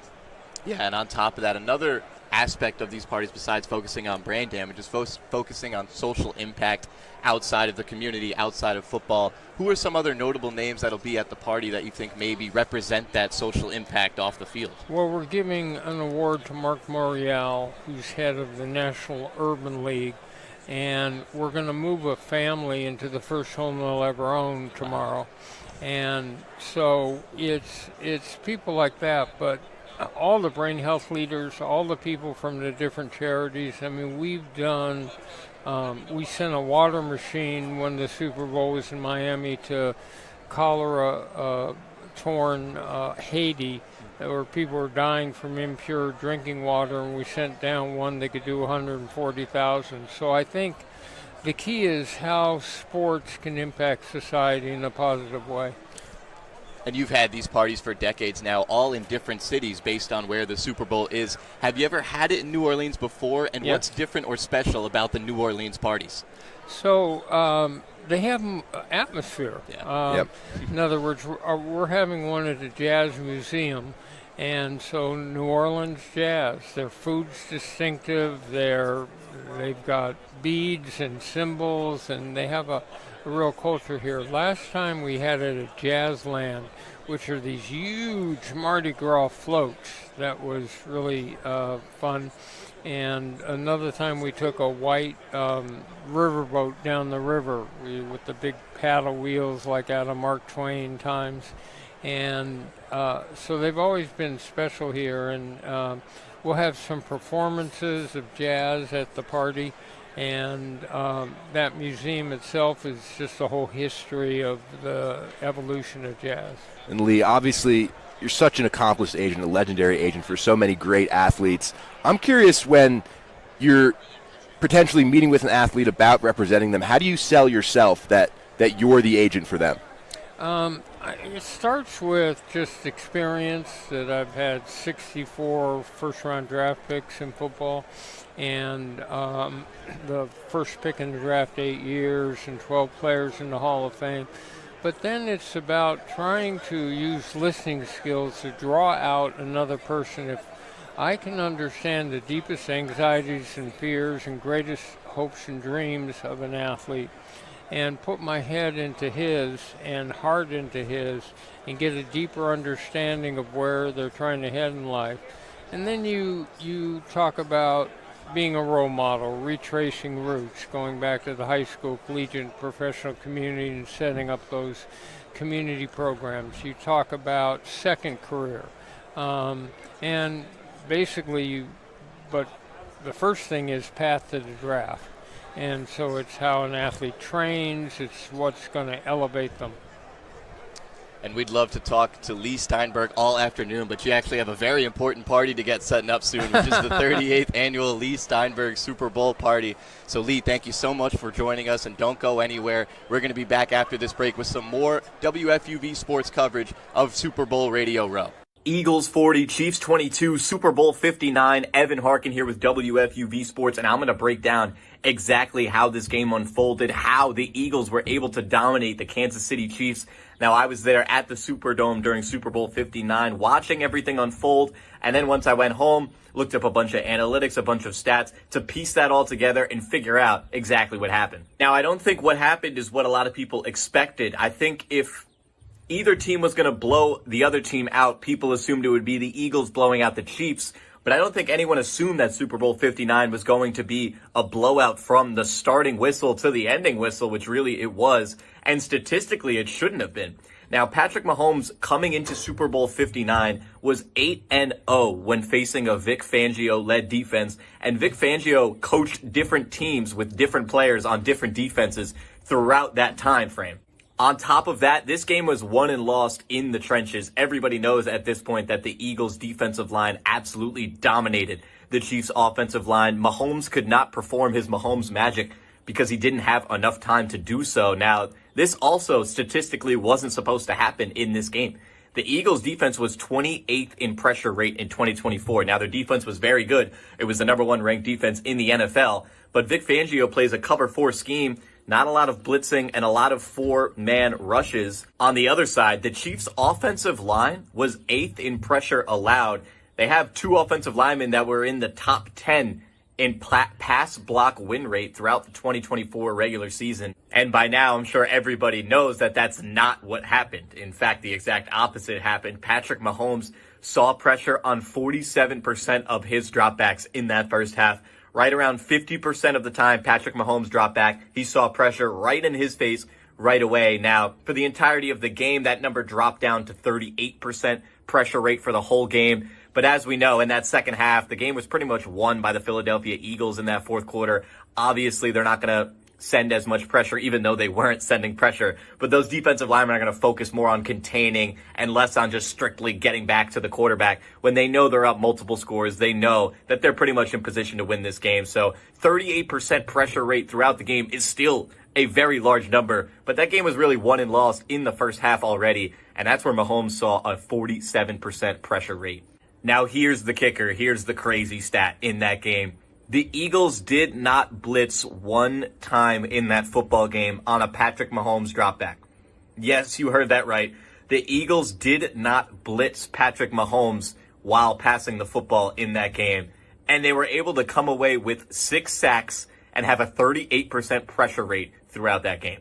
Now, I'm still looking to see if the Eagles picked out specific Chiefs offensive linemen and targeted them to win their matchups. But as far as finding reasons for why the Eagles defensive line dominated the Chiefs offensive line, some quotes from Chiefs offensive players can help us out. Chiefs center Creed Humphrey said that the Eagles didn't show them anything they hadn't seen prior on tape. It came down to them playing harder. So maybe the Eagles wanted this one more. According to Creed Humphrey, they were playing harder. Now, we know how good Patrick Mahomes is. He's one of the best quarterbacks of all time already in his mid-20s. It's hard to play zone coverage or man coverage against Patrick Mahomes. Either way, you are going to have to get pressure. If Patrick Mahomes has all day to throw the football, that's pretty much the ball game right there. Now, typically when you play zone coverage, it's harder to get pressure that way. It's easier for quarterbacks to find the open receiver because people aren't manned up. There's zones that aren't filled if you're sending blitzes, and good quarterbacks will identify that zone, identify a blitzer, maybe even before the snap comes. So the Philadelphia Eagles were playing zone coverage on all but 2 dropbacks. They were in zone coverage, only played man twice when Patrick Mahomes was throwing the football. They were in cover 4 for a lot of this. Now, if you play cover 4, you better bet that it's hard to get pressure. That's 4 people rushing, 4 people sitting back, creating a cloud of defensive backs, not letting anything over the top of their head, but coming up and allowing short passes so that they can come up and make tackles, making teams march down the football field. And if you're going to play cover 4, typically a lot of people would say you better send some pressure or else Patrick Mahomes is going to sit back there, dink and dunk and carve up your defense. None of that matters if you're getting pressure with 4 down linemen the way the Eagles were. Like I said, in the first half, 50% of the time Patrick Mahomes dropped back. He saw pressure, and the Eagles weren't blitzing at all. We saw towards the end of the game when Mahomes was finding Xavier Worthy 60 yards downfield, double covered, and putting perfect balls on the money for touchdown passes, what Patrick Mahomes can do and does do when he has the time to do it. So the Eagles in that first half really giving Patrick Mahomes absolutely no time to be Patrick Mahomes was most of the reason they won this football game. Now, on the other side of this game, Jalen Hurts played amazing in this football game, and I personally believe that Kellen Moore and their offensive game plan, specifically to counter Steve Spagnuolo's game plan, had a lot to do with that. So Steve Spagnuolo, heavily known for loading the box, sending a bunch of blitzers, and confusing quarterbacks and offensive lines as to who's coming and who's dropping back. Now, in this one, we saw Jalen Hurts take off up the middle so quickly in his dropback so many times. I saw it there. I made notes of it saying Jalen Hurts didn't even look right or left to see if any receivers were open. He just took it and went up the middle, and it wasn't a QB draw. You could tell by the receivers' routes that this was not a quarterback draw. Jalen Hurts just had this mentality in this game where if he was slightly confused, if he didn't know who was coming, who was going, if he saw a blitzer coming, if he saw someone shed their block, he was just going to go. He was just going to go north and south. A lot of his rushes weren't even around the tackles to the outside. They were strictly up the middle, and he was getting positive yards on plays where a lot of other quarterbacks would have been sacked by a Steve Spagnuolo defense because there was open blitzers, just maybe they were coming off the edge. So it didn't really matter when Jalen Hurts took off right away up the middle because that blitzer is basically now just completely washed from the play. Now Jalen Hurts is basically playing against 10 defenders because this guy's behind him. So I think Kellen Moore instilled that mindset into Jalen Hurts going into this game. If you're even the slightest bit confused, if you don't know if a blitzer's coming, if you think that you're feeling a little pressure, use those legs that work so well and go. And that's what we saw Jalen Hurts do. And it resulted in him not really taking sacks, no negative plays, always a positive play. Maybe what should have been a sack was then a 2-yard gain because Jalen Hurts took off right away, and it led the Eagles to stay ahead of the chains. So a combination of Jalen Hurts using his legs well, running well and not really thinking too much out there on the football field, using his athleticism instead. And an Eagles defensive line that's got great names all over it. Josh Sweat, Brandon Graham, Bryce Huff, Jalen Carter, playing, as Creed Humphrey said, harder than the Chiefs' offensive line is really what led the Eagles to be able to blow out the Kansas City Chiefs by 18 points in Super Bowl 59.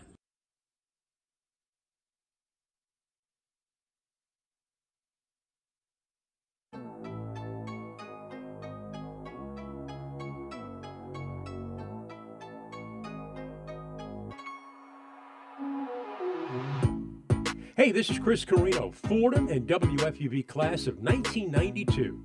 WFUV is your home for all things Fordham athletics, with live coverage of Fordham football, Fordham men's and women's basketball, in addition to our Saturday show, One on One. Stay right here on 90.7 FM for all things WFUV sports.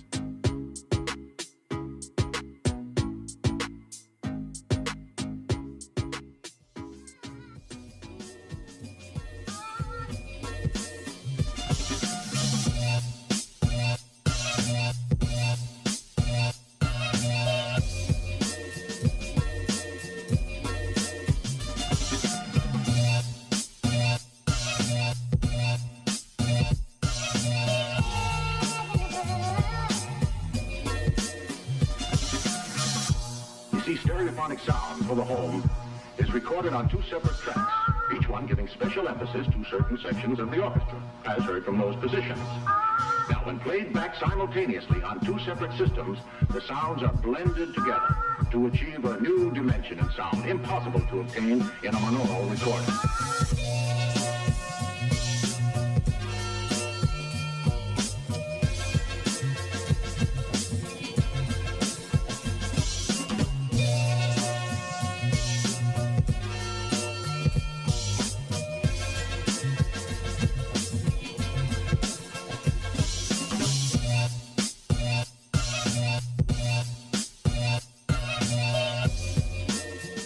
Just excellent music choices from Will Tallant. This has been one of the best copyright-free tracks that we've had playing on a one-on-one ever. Completely clean and total fire. Thank you, Will Tallant from Fantastic. He's between the pipes because you know what time it is. It's hockey segment time.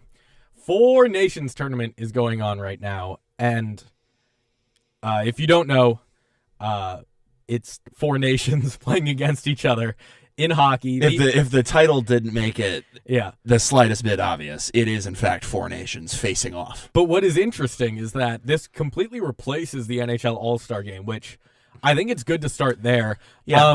It's been nothing short of a disaster, I think, the last couple of years. I remember you came to our place last year. We tried to watch the skills comp, and remember we tried. We tried, and I mean, look, I always look. There's always effort that goes into creating a good entertainment experience, and it's sad that it didn't work out. You know, we were really excited last year to watch the skills comp, and there was a couple cool things. It was cool seeing, the fastest lap around the rink, seeing the guys who can fly like that.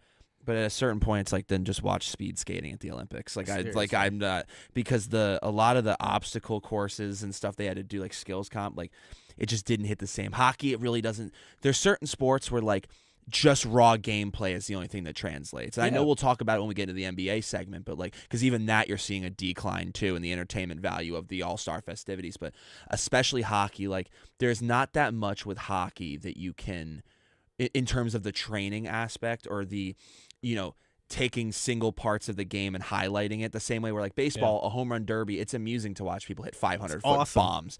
But in hockey, it's hard, watching stick handling. It's fascinating, but it's not something that, you're going to fill an arena for. Yeah. So it was a little frustrating for the last several years, actually, to see them struggle to kind of figure out how to make a good product. And I think they struck gold with this, because you're always going to get more unity and more excitement and more a sense of belonging when you have it in a format where nations are being represented.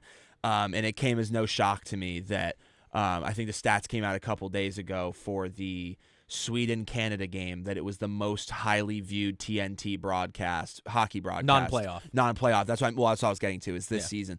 And it's the most highly viewed non-playoff TNT hockey broadcast, which is fantastic. Which beats out any of the Stadium Series games or any of the Winter Classic Correct. games, which are known to be spectacles when they play those in baseball stadiums, which I Right. think are really cool. Yeah. Now, you're right. It's a hockey cliche, but you play for what's on the front of the jersey. You don't play for what's on the back. Correct. And the All-Star game is all about playing for what's on the back. For Meanwhile, this is entirely playing for what's on the front. We saw it in the first game. Because the other thing, one more thing Yeah. before you get into Yeah, it, yeah, go is for that it. like I also enjoy. I think more so than other sports, there is like a nation by nation versus nation rivalry within hockey. Oh, that's yeah. like it can't be said for other sports because like obviously when it comes down to when you look at Major League Baseball. There's obviously now we're in kind of a renaissance period where there's a lot of Japanese players making their name for themselves and sort of becoming faces of the league. But like, it really came down to the biggest demographics were either American or Dominican or Central American, we should say, Sure. because there's Venezuelan, there's all sorts of Mexican, there's different, Curacao. there's all sorts of different nationalities mixed in there. With hockey, though, you have World Juniors. You got the fact that it was a sport that began in Canada, but the pro league is successful in America, and they're like, hey, that's our sport. Like, there's always been a nation rivalry that, like, I don't think there's a sport where this format fits any better. We've always wanted to stick it to Canada as Americans. We always want to beat Canada when the lights are on. So I think tonight's going to be exciting. I think this is the perfect sport for this kind of format. I've loved it. It's going to be awesome. We've had 2 games already. They played on Thursday. The first one we saw was Canada-Sweden. That was a thriller. And I think I don't think they wrote off Sweden, but as soon as Canada got those first 2 goals, we said, okay. I mean, Canada's clearly the team to beat. Yeah. Sweden fought back, and they took it to OT. They do an interesting points format to where if you make it to OT, you still get a point or you get 2 points. A point. You get a point. OT win is 2, clean win is 3. That I like that they're doing that, and I think they should consider moving that into the regular season. But regardless, that was a great game, and it got really interesting really quickly because you had, 3 of the most prolific players in the league go tape to tape to tape on the power play. It was who started it? It was McKinnon scored the goal. Right. It was McDavid to Crosby behind the back, cross crease pass. Nathan McKinnon buries it, and you just look at the stat sheet, and it goes McDavid to Crosby to McKinnon. Man, we are here. And they played hard. Both teams played hard, and I love to see the effort. I do. And the other thing is, as you mentioned, that game looked like it could have gotten out of hand so quickly. I mean, that goal was 56 seconds into regulation. So, one of the things that you can't deny about this Canada team is, first of all, just how fast they are. That was the one thing that I couldn't believe. And even Crosby, as old as he is, the way that he's still able to move actually amazes me. But elite. It was crazy when the game first started, and I'm getting tweets from all the big NHL beat reporters, especially a couple of the Rangers people who had boots on the ground over there that were talking about, saying McKinnon to McDavid to Crosby in a line or whatever. Like they tweet something like that and just ridiculous. That's just a ridiculous sentence to say aloud. That's one that hockey fans dream of. But no, it was definitely all Canada's game in the early stages of it. I was excited to see, though, you know what they say, the 2-goal lead is the most dangerous lead in hockey. And I really think it was so exciting to see the way that that Sweden sort of flipped things back in that third period. I really was when that third period ended, I genuinely believed Sweden was going to win that game in overtime. And that sort of points out maybe one of the weaknesses of the Canadian team. Jordan Binnington did not look great in goal by any stretch of the imagination, and it's hard to pick out a weakness with this Team Canada team, but Binnington, Aiden Hill, Aiden Hill's not having a great year. No. And if he's Jordan not getting any younger. He's not getting any younger. And if Binnington's going to play like that, dude, Team USA is physical. They're fast. They shoot the puck a lot. I have Team USA as the favorites going into tonight, especially after that, 6-1 thwomping that they gave Finland. Right. Let's talk about that a little bit, because for 40 minutes, that was a really close game. And I thought Finland defense, apart from being told over and over again that that's the weakest part of their team, and let's be honest, their pairings are Mikkola Lundell, which is great, but then you have Mata Jokiharju. Jokiharju scored a goal. He scored the first goal of the game. He has 1 goal this year in the NHL. He tied his current regular season in the stat first for goals game of Four Nations. in the first game, and then you have Vakanainen and Mattenpalo. So, look, they held their own for going up against this Team USA team for 40 minutes. The Boldy goal is kind of where everything unfolded. I would agree. The Kachucks, 4 goals. Oh my God! I mean, this line, Kachuk, Brady. Wait, who's on the left wing? Is it Brady or Matthew? It's Brady on the left, Brady on the Matty left. on the right, Eichel in center. Eichel in the center. You want to talk about having an iconic line. I say this matches up just about equally with the Reinhart McDavid Marner line. Oh, I think so too. And the other thing that I thought was extremely, extremely prevalent during the Finland game was they played a full 200-foot game. Oh, yeah. I mean, they were active defensively, and then it felt like once you got late into the second period, into the third period, and it was really most prevalent in the third period, the amount, I felt like every time you look, once they sort of blew that game open, sort of got the momentum on their side, we were talking about it before this segment that, like, Saros, obviously when you look at the scoreboard, that's a rough game, but Saros really, in his own right, didn't even look horrible or even uncomfortable between the pipes. He had to defend himself from it felt like every time you looked up in that third period, there was an odd man rush heading towards Jussi Saros. So, yeah, I mean, that's a ridiculous line, but it's the depth, man. The depth of this U.S. team, the depth of the Canadian teams. Really, all these teams have depth, but it's the two that stand out to me the most are USA and Canada, which we're going to see tonight. I think who has the greater depth. I do agree with you that the big question mark for Canada is going to be the goaltending, because if the USA can find their stride the way they did in the third period against Finland earlier in the game, if they can get that sort of repeated just heading down the ice, odd man rushes, having quick zone entries, and physical really make too. it physical, and then also it got to a point you sort of notice where this game flips in that third period where they're just having fun. I mean, it was either the first or second Matty Tkachuk goal where he just flung it from the point, and it was like a knuckleball, and it just found its way to the back of the net. I think it's going to come down to whether they can activate that earlier against Canada tonight, because I do think Canada is going to come out. You saw it only took them 56 seconds on a power play into the game against Sweden. Yep. I think it's going to come down to the U.S. I think I go in tonight with the U.S. as the favorites under the condition that they can sort of get things rolling quicker than they did against Finland. And that look, that's not an indictment against Finland. You have to keep in mind that the Finland defense, missing Miro Heiskanen, missing Rasmus Ristolainen, and Jani Hakanpää. So this is not to say that Finland does not have good defensemen. They're just missing them due to injury. But your point on goaltending, I think, is very salient. On the other side of the ice, from Bennington Hill, you have the leading candidate, not just for the Vezina, for the Hart Trophy right now, Connor Hellebuck, who is having a heck of a season. And I said this on 5-on-3, I'll say it again. I haven't seen a goaltender have a season like this since 2014 Carey Price. He's been absolutely unbelievable. And the crazier part is not only is it just Connor Hellebuck, but then right behind him is Jake Ottinger if you need him. And Jake Ottinger is another one of those guys that may not be having the season that Connor Hellebuck is having, but at the same time, the one thing that I really like about having Jake Ottinger in the back pocket is if you need him, he is a guy that is known for just like defending against high shot volume teams. He's one of those guys that you look at a box score, you may even see a Dallas Stars loss where Ottinger didn't have his best game, and it's like he saw 40-something shots and saved 40, however many of them. Yeah. You notice that like Ottinger, even on a bad night, is for some reason always facing a ton. Maybe that's an indictment on Dallas defensively. I don't know. I don't know what. They're supposed to be so solid, though. Well, but again, Ottinger is just one of those guys you can throw out there. But back to Hellebuck. I mean, the season that he's having is unbelievable, and I think it was a no-brainer that he was going to be the starting goalie for the U.S. I think that's the guy that I want between the pipes when you look at just how the raw scoring power of Canada that they're putting out there, and especially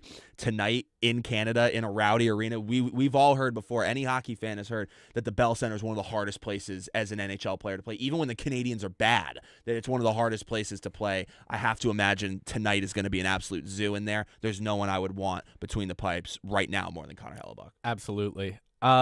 I guess I need your prediction then. Who's in the final and who wins the tournament? I think we know who's in the final. Oh my God. Don't discount Sweden. I'm not discounting Sweden. Who do you got in the final? Who do you think wins the tournament? Oh my God, dude, you're putting me on. Can you go first? I got to think about this. Canada versus USA in the final. Okay. I think USA wins the final. Do you think USA wins tonight and wins the final? Because I so see a scenario where it's because I also think it's USA Canada in the final, but I could so see a scenario where whoever wins tonight, the other one wins the final. I was gonna say I think it's not a bad call to say that maybe USA wins tonight and Canada wins in the final. I see that as very, very possible. Yeah, that would be pretty atrocious. Lydia Perner's rooting for Canada though, Trader. Yeah, I still don't understand that at all. Yeah, I'd love to ask Massachusetts native, by the way. Yeah, I was about to say I need to pick her brain on that because I don't get that one. She'll call dual citizenship, but does her family? Is there like family? She does. Does have she have Canadian family lineage? Yeah, I think so. Okay, then that's understandable, I guess. Yeah, I didn't know that. But there's so many Rangers on Team USA that it feels it's like half the Rangers on USA. I know, because JT Miller now. So. Yeah, Miller, Fox, Troach, and Kreider. Yeah, that's. It's literally just Mika sitting there by him. Oh, former Ranger. By the way, let's talk about this. Former Ranger Capo Caco making his way onto the fourth line for Team Finland. How fun is that? That's very fun. Found out this morning during our Super Bowl segment. Right.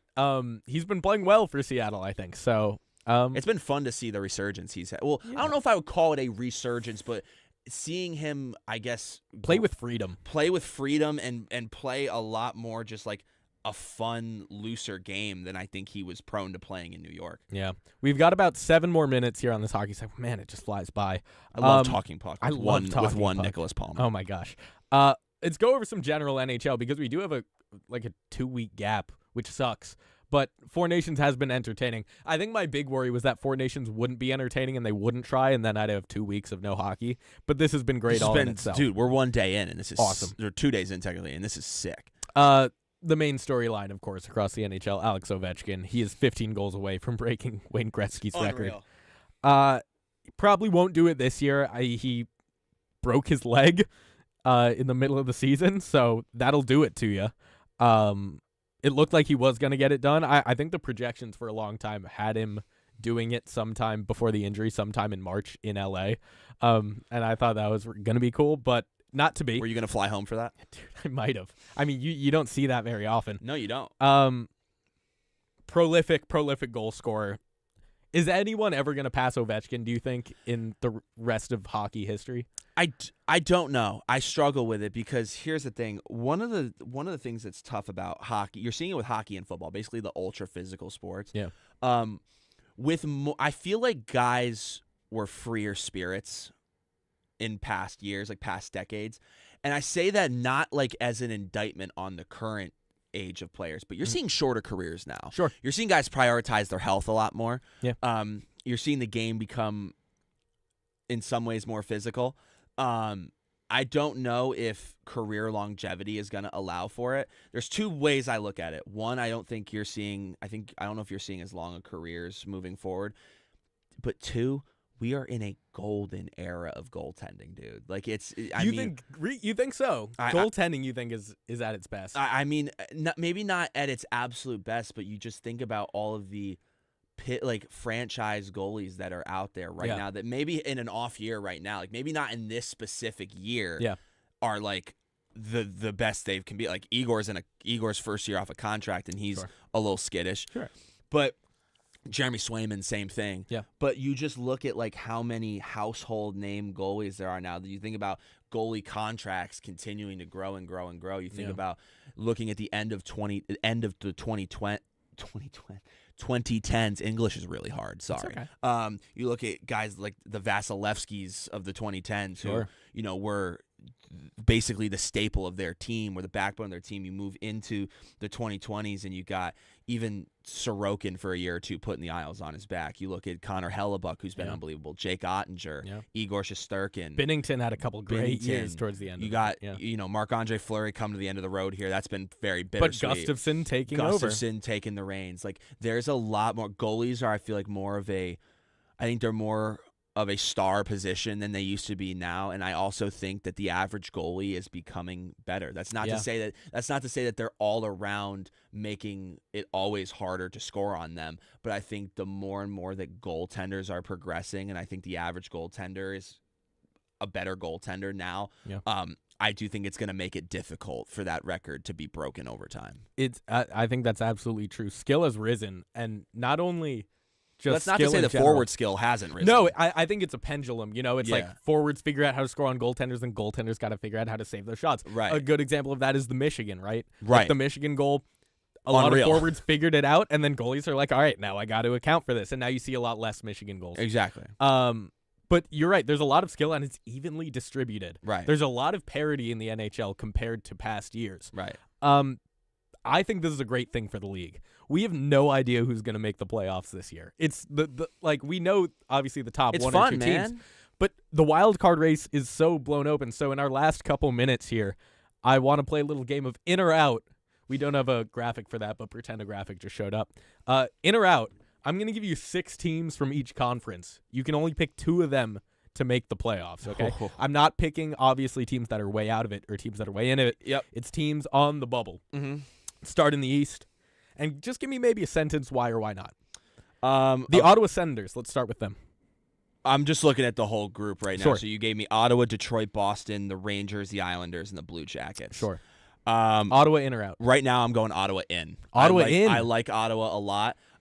The other thing, though, and I said this a little while back, was, it was going to depend also on what they do with not free agency, the trade deadline, because obviously there was additions that they were looking to make, spots that they were looking to fill. But I like the way that they've been playing, the way that they've been gelling. I think they're a super fast team that's like, they're not a complete team. They're not a perfect team. And they're not, again, all these teams, I think all of these teams on here, all 6 teams are just as prone for collapse as they are for shooting through the roof. They have a goaltender now, though. They do. And that's what I think sets them apart. And that's why I would say I'm going to go Ottawa in. These other 5 make it difficult, man, because I want my heart says Boston. They've been slipping recently. But they've been slipping recently, and they're so erratic. Yeah. It all depends on whether they're willing to score that night. It's insane to me how the last few years – it's amazing to me that they were a playoff team last year with how just little they score. I've never seen a team that struggles to score in volume like the Boston Bruins. So I think that's ultimately going to be a thorn in their side. So I'm actually going to not say Boston. Okay. I'm not dude, these are all tough choices. Columbus might have it, man. Columbus might have it, and for no reason other than having a fire under their ass, and they're young, and just the way that they've looked so far, they've impressed me so much. No one saw them being where they are right now. I'm gonna play it safe and go Ottawa Columbus. Ottawa Columbus. I like that. I would probably agree with that. Unfortunately, I think it's too little too late for the Islanders. Detroit's not trending the right direction. The Rangers are winning one, losing one, winning one, losing one. Let's move to the West really quickly. We've only got about a minute or two. I gave you 6 teams: the Vancouver Canucks, the Calgary Flames, the Los Angeles Kings, Utah Hockey Club, the Minnesota Wild, and the St. Louis Blues. Now I want to add that Minnesota is technically ahead of Colorado, but I think we can agree Colorado's a given playoff team, and Minnesota is prone to not only injuries but streaky play. I was going to say no Kaprizov hurts. The Right. fact that he got hurt, came back, and it was like great that he's back, and then got hurt again. I do, however, really think they're sucks. a playoff team, though. Who? Minnesota. I agree. Yeah. I agree. And then, so who would be your other team there? Dude, I want to say the Kings. So I bad. think that's true. I like the Kings. Like Yeah. And the gap between them, Calgary and Vancouver, I think might be a little bit too great. Yeah, Utah's been fun too. Hey, not as bad as we thought they'd be, because everyone thinks that they're a new team. They're just a continuation of the Coyotes, man, with Victor Hedman. I was about to say they're a continuation of the Coyotes, Sergachev, but sorry. something changed, man, because it's not what you saw with the Coyotes. It's like not. it's. I watched them on the opening night. I watched them beat the Rangers in overtime on the Rangers You're home like, what the opener. heck? I'm like, what the heck is going on? Yeah. But yeah, I'm gonna go Minnesota, and I'm gonna go LA. All right, Minnesota, LA, Columbus Blue Jackets, and the Ottawa Senators are your 4 wild card teams. Not confirmed. That's just what we think. Please Just don't a come fun, after way us. too early prediction. But we're moving on to baseball next, so we'd like you to stick around, and please call in 718-817-2750. We want to hear your baseball take. Spring training is just around the corner, and the season starts in 40 days. 90.7 WFUV Sports. We'll be right back after this break.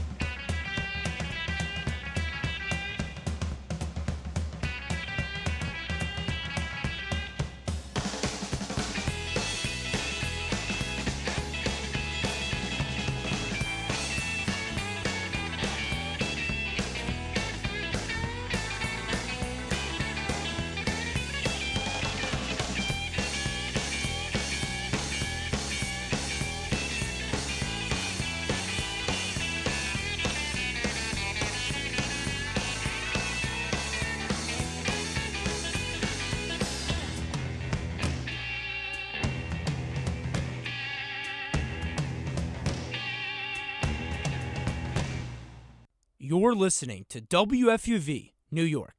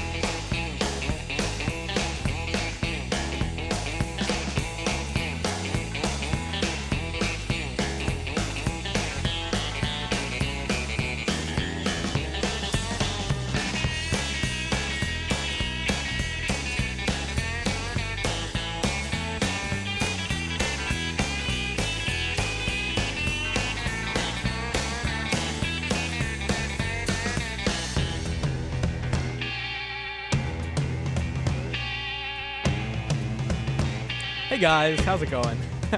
Welcome back to 90.7 WFUV Sports. What a friendly intro. We try to keep it friendly around here because I'm with two of my best friends.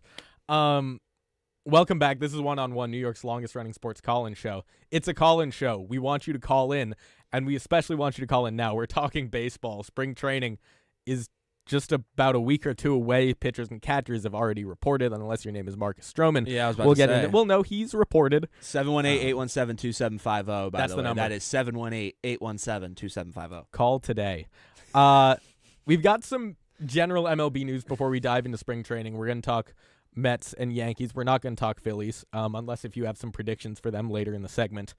Let's start with Alex Bregman, because from one cheating organization to another, Alex Bregman is certainly making the rounds. You're a Yankee fan. You're a Yankee fan. Sorry, I'm not wearing my Apple Watch. The MLB has protected them relentlessly. We're not doing this. All right. We're not doing this. It's 3 years. Because every ballpark has huge cameras sitting over the outfield wall in the outfield. Look it up. It was at yeah, Yankee but they're Stadium. not wearing Apple Watches. Yeah. Cool. Look, there's a 3-year, $120 million table for Alex Bregman. Of course, he was a Houston Astro, and many people were thinking he was going to be a Houston Astro for life. That is not the case. He's now a Boston Red Sox. He will be playing at Fenway Park, hopefully knocking some balls onto Lansdowne Street. He's hit well historically in Fenway Park, too. He's Right. a 375 hitter. Dude, I feel like, and we'll start the conversation here. Man, is he built to just bounce balls off the monster all day long. Well, think about it. He's got a short porch right there in Houston too. I mean, obviously, I wouldn't call the Green Monster a short porch, but it just the Crawford boxes for sure. But all it takes is getting under one and hard enough that it's a fly out in many other parks is a home run. And it's the same thing with the Crawford boxes in Houston, but.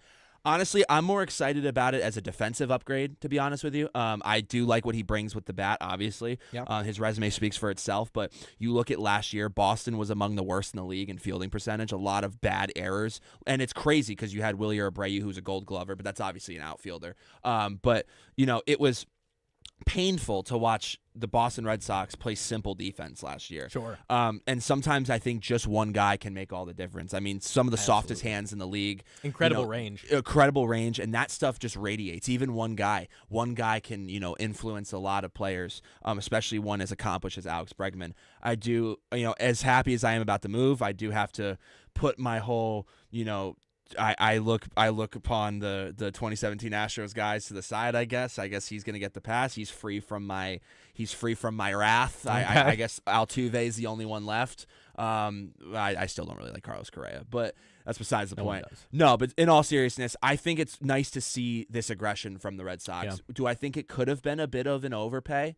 Yes, but here's the thing: deferrals is nice, and on top of that. He was looking to get paid, and I think the Red Sox needed to make a statement. They historically don't pay. Yeah. Even Garrett Crochet, they're picking him up on a 1-year deal. They traded for him, and are picking up the rest of his contract. Yeah. Signing Walker Buehler was good. It was for 1 year. He's amazing. Obviously, he's amazing. So I like this move because it was definitely the most aggressive move they've made, and it's for somebody who's proven himself. It's for somebody who, has the range, has hit in postseason and in regular season, has hit has proven himself against the best players in the league, and I'm really excited about this. He's a gamer at the plate, Matt. You just look at the K rate. He's in the 94th percentile. I mean, he doesn't strike out a lot. Sure, he doesn't walk a lot, but that just means he puts the ball in play and he hits the ball hard. 96th percentile in squared up percentage. This guy is just a gamer in the field and at the plate. Oh yeah, absolutely, and he really shores up a bat from the right-hand batter's box as well. They really hoped they could get that with Trevor Story a couple years ago when they signed him. He's just been dealing with injuries during his tenure with the Red Sox, but I'm really excited to see what their infield looks like now with between Devers, a hopefully healthy Story, and Bregman. And to just add to Warner's point about the contract details with Bregman, I think from a Red Sox perspective, this is a great deal. Even though it's a high annual value, for them to only have to sign him to a 3-year deal is huge, especially considering his age. Right. Being an aging star, like you're gonna get him for probably his last 3 good years in the league. And hopefully for the Red Sox, these next 3 years are going to be building and hopefully a championship-building team. Well, on the topic of the Red Sox, right-hander Nick Pivetta has agreed to a 4-year, $55 million contract with the San Diego Padres. He's 32 years old. You've watched Nick Pivetta for a long time now. What can the Padres expect from him? I mean, I would say he's about a middle-of-the-road pitcher, maybe upper tier. Yes. I would say B-tier pitcher. I would say his biggest strength is that he sort of makes you beat him in the sense that he does not walk a lot of guys. He throws a lot of strikes. In fact, he's just coming off the lowest walk rate of his career. Wow, good for him. So he's having he has a very nice, he mixes his pitches very nicely. He didn't have the most incredible season this past year. I think he's snake bitten by the home run ball. Yeah, exactly, and that's tough. But he makes you put the ball in play. I think he was like a 4.14 ERA this last year, so not incredible, not horrific. Hopefully, a better year for him on the Padres coming up, but he's also not going to be at the top of this rotation. Obviously the Padres are pretty stacked in that regard. They got Cease, he'll be back and healthy. You'll have Darvish. The list goes on. He'll probably be more towards the back half of the Padres rotation. And even if the Padres rotation ends up being a little too stuffed to where they don't maybe see a spot for Pivetta after however long into the season, I think he can work as a great setup guy. No, I like the move for the Padres. I'm curious to see though how it pans out because he is obviously he's not crazy young, right? 32, and they signed him I think for 4 or 5 years. 4 years. So I'm curious to see how it ages, but I'm happy he went and got his bag. He gave Boston a lot, and I'm gonna miss him.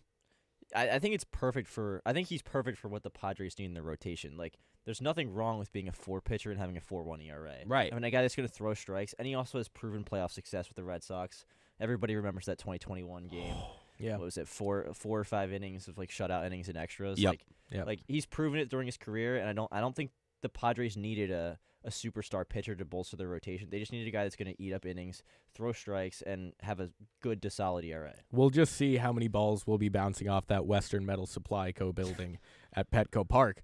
That'll be the test, really. No, that's true. He's not a ground ball pitcher. We'll put it's it that a way. hitter's park too. So. Yeah, that's true. More and he's importantly, facing the Dodgers. Joey Gallo's a White Sox.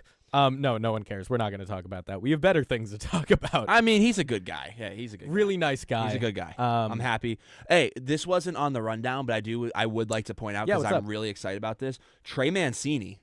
Did you see about Trey Mancini? What happened with Trey Mancini? Signed a minor league deal with the Arizona Diamondbacks. So good for him. It was the news broke while we were in New Orleans last week. I just got a tweet, and I only cared about it because I did an interview with Cedric Mullins at the end of last season. I got to talk to Cedric Mullins because obviously Mancini, he's a bad man. He's I almost said a word there that I'm glad I didn't follow through to.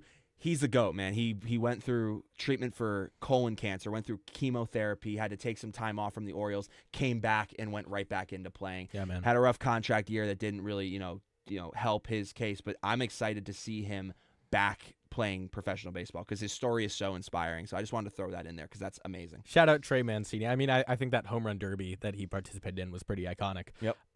Spring training is here. Do you want to start with the Mets or the Yankees, Jack? Yankees. Let's start with the Yankees. The biggest news is not good news. Nope. Marcus Stroman, dude. We all knew he was a little bit of a diva, me first kind of guy. And I think that was proved not only by the fact that he showed up to pitchers and catchers 2 days late, but also by the fact that his first press conference, he was asked, why'd you show up late? And he said, oh, Boone and I talked about it, which is not an answer. And then they go, what's it like, because you're expected to be the 6th starter this year. Just is that affecting you at all? And would you be okay pitching out of the bullpen? 8 different times in about a span of 90 seconds, he says, I'm a starter. I'm a starter. I'm a starter. Not a very team-first attitude there. And when you're prepared to be the 6th starter, you really can't say that. If that was Garrett Cole saying, I'm a starter, I'm a starter, I'm a starter, I'd be like, yeah, you are a starter. If it was even like Justin Verlander, who's like coming off a rough year but is like older and is Justin Verlander and like has had his trip around the league, I'd be like, yeah, you're a starter. But Marcus, what's going on? Where were you? Why were you not on the playoff roster? Exactly. I'm not trying to throw shade at Marcus Stroman, because I actually really enjoyed the addition of Marcus Stroman to the Yankees last year. Like, I was a big proponent of the move, and I thought he was very good for you guys at different points of the year.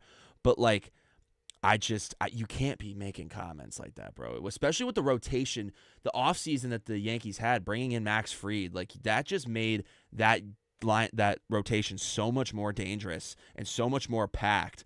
And obviously I know they offload Nestor Cortez, but like that rotation is arguably still as like scary this year as it was last year. Maybe even scarier. And that's just I don't like any of this. I don't like the optics of any of this. In that 8-minute interview, he did not mention the team once. Yep. Not once. And I feel like it might be a cliche for players to say I'm going to do whatever it takes to help the team win. But does that not need to be said? I don't know. I feel like it should. Like I feel like he's not a good enough pitcher to be talking in the way that he's talking. Yeah. Like, you have to talk the talk, you got to walk the walk, and he's had a couple good years in his career. I will give him that. But given his performance, especially towards the end of last season, like, he doesn't like Jack said, like, you weren't even on the playoff roster. Why are you talking the way you're talking? Like, there are playoff roster guys who just, like, there's guys that go on the playoff roster and don't play. He wasn't even one of those. Yeah. He was not on the playoff roster. Yeah. And it's also like I'm starting to, and I enjoy watching Marcus Stroman pitch. And I also am usually very defensive to the athlete. Like, I'd always be at odds with like my dad and I would always be like at odds about like certain players. Like, we'd talk about, like, when I was a kid, like, we'd talk about Yasiel Puig, because like Puig was a very very, very flamboyant, very out there. It's a nice way of putting it. He was a head case, and I would always be like, look, it's great for the game. He's got that fire. Maybe he starts a fight here and there, but like, he gets whatever. people talking. Vinny, like, called him the wild horse. Right, but at the same time, at a certain point, it's like, when are we gonna start kind of saying, hey, it's not a coincidence that there seems to be drama following Marcus Stroman everywhere. Yeah. And sometimes it was on social media. It wasn't team-related, but, like, still, it feels like every team he's on, drama follows him. And especially a team like the Yankees, who are coming off a blow of a defeat in the World Series, a couple games that came down to a matter of pitches that would have made the series different. And a drop fly ball. Jackie Bradley Jr. would never drop that ball. Just letting you know. It was his first error of the season. Cedon Rafaela would never drop that ball. But anyway, I had to throw that in there. But no, in all seriousness, the Yankees are coming off such a grueling defeat in the World Series that, like, I can't think of a year where a team needs more, like, unity and playing for the sake of the team than this year. And that is just not the start you want from one of your pitchers that's supposed to be like a big guy. And talking about another question mark, guys, who is playing third base for the New York Yankees? This is still unresolved. I think if I'm the Yankees, I'd like to see that role filled in-house. Obviously, DJ LeMahieu has been injured for a long time, like almost not Rendon level injured, but certainly injured. Oswaldo Cabrera, I thought, had a good year last year, and I think if you give him enough reps, he will be a good starting third baseman. The whole issue arose here last year when Cashman asked Gleyber Torres to play third base, and Torres refused, even though he had over 130 games in the minor leagues at third base. Right. By the way, before we get too further, just a quick correction. Stroman was on the playoff roster for the ALCS in the World Series. He wasn't on it for the DS. Okay, but doesn't change much because he didn't blowout. He didn't do anything. He pitched in one blowout. Just wanted to make that correction. Okay. Shout out Lou Orlando for the sake of our show. Thank you, Lou. Back to what you were saying. Third base, man. I'd like it to be Oswaldo Cabrera. I would too. That said, Nolan Arenado's name is still out on the market. I think it would be a grievous mistake. Who's your starting third baseman for the New York Yankees, Matt? DJ Oswaldo. Certainly not DJ. I would like to see Oswaldo at third base. Yeah. I don't think Arenado would be the best move for the Yankees. I don't think signing 2 old Cardinals players to be the corner infielders of the Yankees, I don't think that's going to solve the problem. I already don't think that Goldschmidt was solving the first base problem. So he's a 40-year-old first baseman. He's solid defensively. He's still solid. I know, but like first base is a retirement home for defensive players. I know, but Rizzo was not playing it well. No, you're right. He was not playing well at all. It was a defensive improvement. I just don't know if a 40 you need an active bat at first base, man. See, you need but a really active. You need somebody that's got pop, man. He's 40 years old. I'm not saying he needs to hang him up. And I don't hate the signing either because I don't think they overpaid him or did anything. It's a project that's worth trying out. But I don't know. And I'll tell you why it's worth trying out. Goldschmidt's stats were so bad because the first 2 months of his season were atrocious. And then the rest of the season was trying to remedy having a 130 batting average or whatever it was by the end of May. No, that's correct. And he did. His second It's half hard to was actually solid. I think he was sitting second half somewhere around an 800 OPS. And you'll take that from him. Of course, he's had some famously bad spring training, so that's what I'll be keeping my eye on. Yeah. We'll see. I think I'm kind of aligning with Benson here, though, in the sense that this is a team that is looking to go right back to a World Series again, and I think has a core that can take them back to a World Series. Yeah. Putting all of your I won't call it all of your chips, but paying a decent sum of money to have your 2 corner infielders be past their prime guys and it be sort of a let's see if this works type situation. Right. I don't know if that's the most optimal, and I love Nolan Arenado. Yeah. But it's clear that Arenado's past his prime. He's not quite what he used to be. Doesn't mean he's not good anymore. He's still a very good defensive third baseman. Yeah. But what I've always wanted as somebody who has watched Yankees baseball, not as a fan, but just of being in the tri-state, I've always wanted to see Oswaldo Cabrera have a chance at a more consistent role. Yeah. The one thing that's going to be a big if with him, though, is if he can bring the offensive aspect of his game out. If he can bring the boom. If he can bring the boom, exactly. Because, obviously started off the season last year. You suck for that. Boom. 5 big booms. Starting off the season last year, hot as hell with the bat. But then, obviously, it kind of fell off there. I think the biggest thing with Oswaldo is we haven't really entirely seen him find his stride offensively. If he can be a more consistent bat, I want him at third because he's got the hands for it. We've seen it. He is smooth defensively. Yeah. We almost gloss over it. Cody Bellinger is also a Yankee. And if you want to talk about having people designed for the short porch, that was supposed to be Rizzo, but he can't hit home runs. I'm excited to see Bellinger, who is a capable hitter, for sure, to see what he can do there. Before we move on to the Mets. He does great I think he'd do great in a little league park like Yankee Stadium. Very funny. Yeah. Actually, but if you look at the overall park dimensions, if you average it out, left field, center field, right field, Yankee Stadium is, I think, something like the 12th or 13th easiest park to hit home run in. It's just everyone just stares at right field, and I would argue the Crawford boxes in Houston are more egregious. Anyway, 100%. Yeah. And the other thing I will say, the shortest dimension in MLB is 302 feet, and it's the right field corner of Fenway Park. It's the pesky pole, but the angle that the pesky pole is on, it's really hard to hit them wrapping around. Correct. That's a tough go. Let's look at the bullpen really quick for the Yankees. I'm not sure where we're sitting. Devin Williams, of course. You won't be hearing White Horse this season. You won't be hearing White Horse. Clay Holmes is now a starter for the New York Mets. This love. Don't copyright us. Will Tallant's favorite song, White Horses. He loves when White Horses. It's interesting because Devin Williams obviously is your number one guy coming out of the pen. He'll be your closer. The Airbender is one of the best pitches in baseball. There's no doubt there.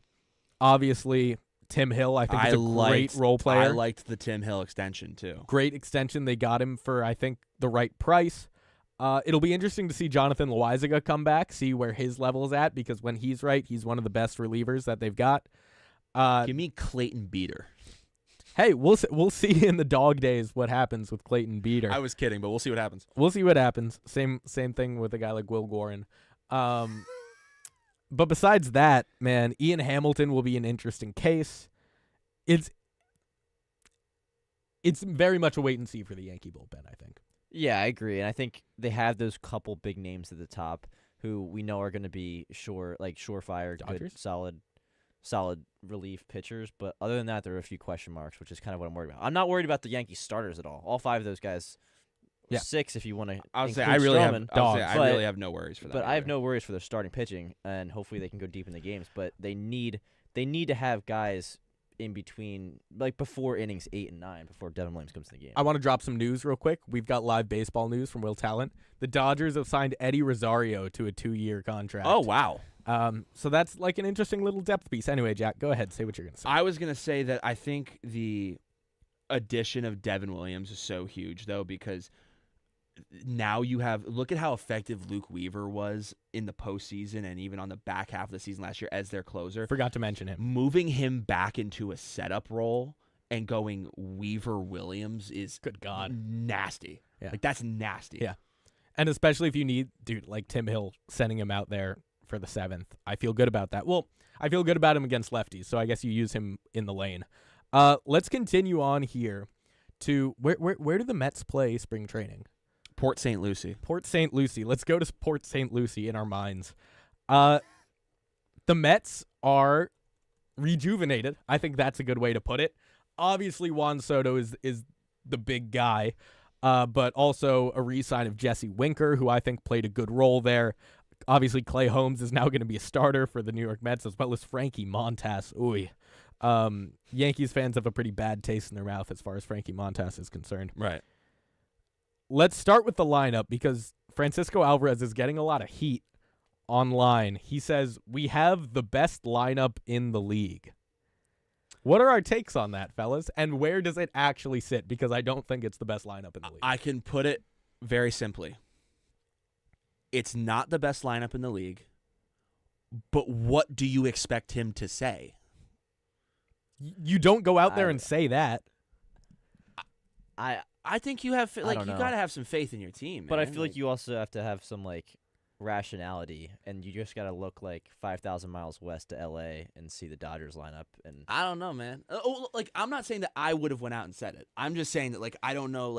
I feel like it's a common thing in not basketball, in sports, across the board, that if you are an average to above average team in whatever your respective sport is, you're going to hear in pressers I believe we have the team that it takes to win championships. I believe we have X, Y, and Z. Yeah. Insert positive attribute about your team. Sure. I don't think it's like I said, I fundamentally disagree with him that they have the best lineup in baseball. I just don't think it's the biggest thing in the world that he wants to say that his team is the best lineup in baseball. Maybe not. Plus, it's not crazy far-fetched because they could have a top 2 to 5 lineup in the league realistically. I'd agree with that. So it's not like he's far off. It's not like it's not like they're the 20th best offense, and he's like, yeah, we're better than the It's not Dodgers. like the Miami Marlins are going out there saying we have the best lineup. And that's sort of what I'm getting at too, is a lot of it, I'm more willing to buy into that school of thought if I see another year from them that rivals last year. Because the other thing is that team was so special and so young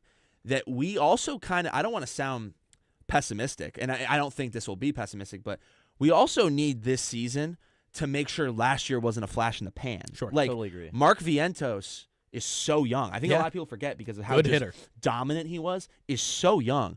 Luis Angel Acuna got reps at the end of the season, looked great. Guess what? Limited sample size. Ronnie Mauricio, full year of no Major League Baseball because he's coming off an injury. When he did come into the season, it was 2023 when they sort of sold everybody at the deadline. That's when they sold Scherzer, sold Verlander, sort of rolled over and died and was like, we'll invest in the future. Yeah.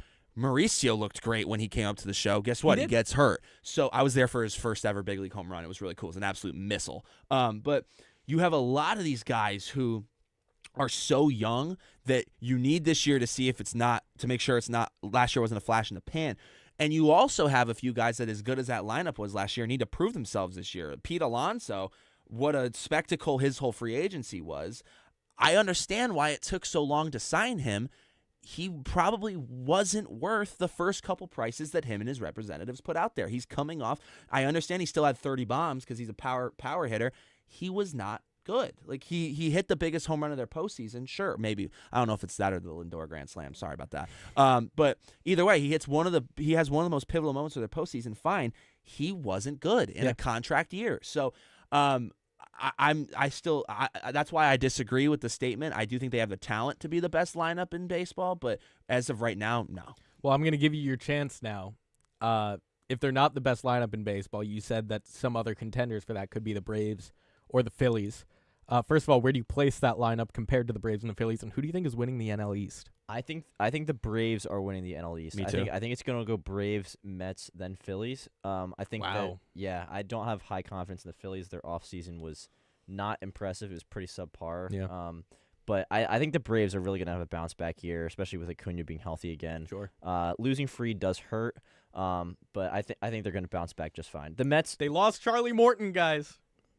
How old is he now? 41? Yeah, and he's a Baltimore Oriole. Yes, he good, is. Good for him staying in the league that long. It's also crazy how far the fact that the Braves still made the playoffs with how depleted and injured their roster was, that alone has me confident in them winning the East this upcoming season. Yeah, I understand add a 7 more player in Ronald Acuna. Right.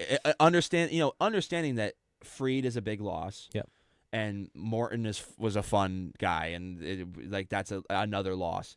With that being said, I think they're winning the East this year, but I don't know if that means that they outlast the Mets in the playoffs. I could see the Mets getting hot in the playoffs and being the last one standing again. So talking about division winners, I just want you to go through. I don't need an explanation why, but I need you to go division by division. Give me your winners for each one. We'll start with you, Matt. Okay, so I got for the NL East, I have Braves. Sure. AL East, I have the Yankees.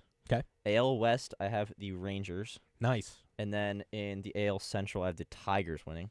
Nice. They had a great offseason. They had a great offseason and a great end to last year, sneaking in the playoffs.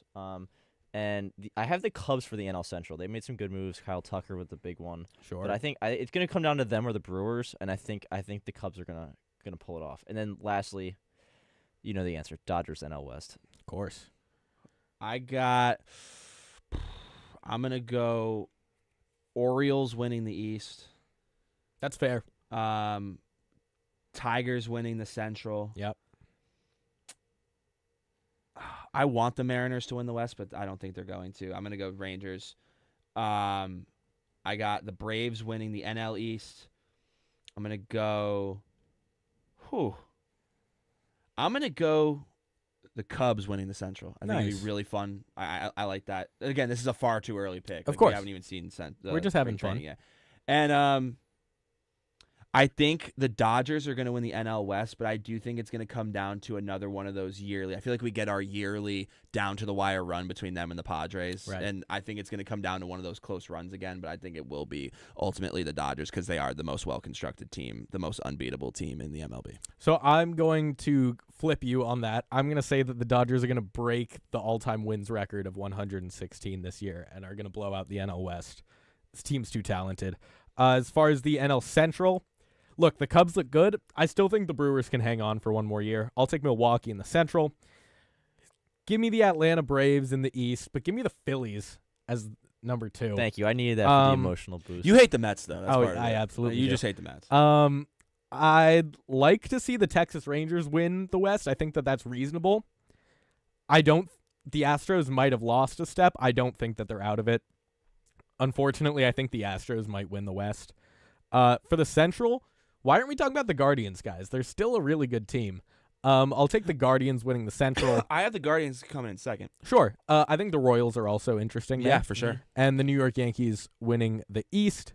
That's what I've got for you guys. That's what we've got for you guys. Can I just ask a quick question? Yeah, what's up? Where do you have I'm just curious, completely unbiased, where do you have the Red Sox? I have the Red Sox coming third. But I have them as wild card 3. I do have them making the playoffs. I think they're going to be a tough beat this year, especially the Yankees always seem to have trouble with them. So I think we could be looking season series-wise as the Red Sox really handing it to the Yankees, and that's what'll make it close coming down to the end of the division. I like that. That'll do it for our baseball segment here. If you tried to call in and got hung up on, I'm sorry. We couldn't get your call in, but we're on a bit of a time crunch here. Keep listening, guys. We're going to be talking basketball. Will Tallant will be coming on the mic. You don't want to miss that. Stick around. 90.7 WFUV Sports. This is One-on-One, New York's longest-running sports call-in show.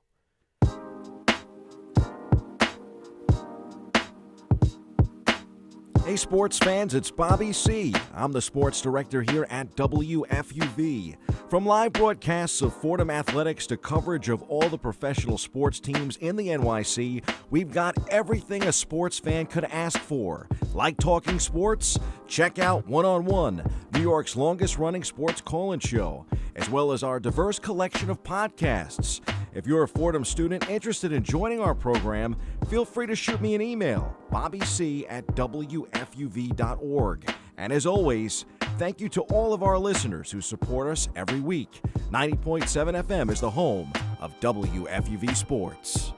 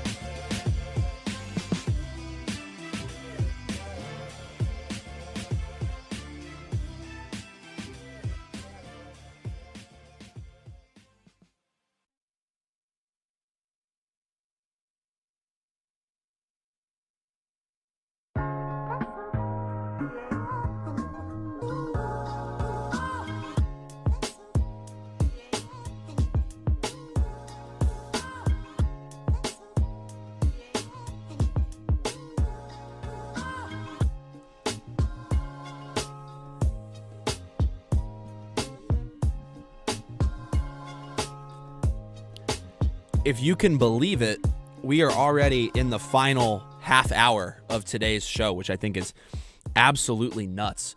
Welcome back to One-on-One, New York's longest-running sports call-in show. I am Jack Warner, joined alongside by Matt Benson. We got Will Tallant making an appearance. Will, say what up. We finally got the producer mic on. Can we hear you? A little louder. Oh, is it not working? We've been having some technical difficulties today. Sorry about that. We've been trying to get Will Tallant involved, but the producer mic just will not cooperate with us. I'm so confused as to why, but we will just have to work on the fly. It is the All-Star break in the NBA. We're heading over to the hardwood to talk some basketball for the first time today. And I want to start with some big news. It happened recently, happened this week, actually right before the All-Star break, just in time. Kevin Durant, huge milestone. 3 days ago against the Memphis Grizzlies, he reaches 30,000 points on his career. It was in his 1,001st career game, which is pretty insane. He has tied Kareem Abdul-Jabbar for the third fastest player to reach 30,000 points.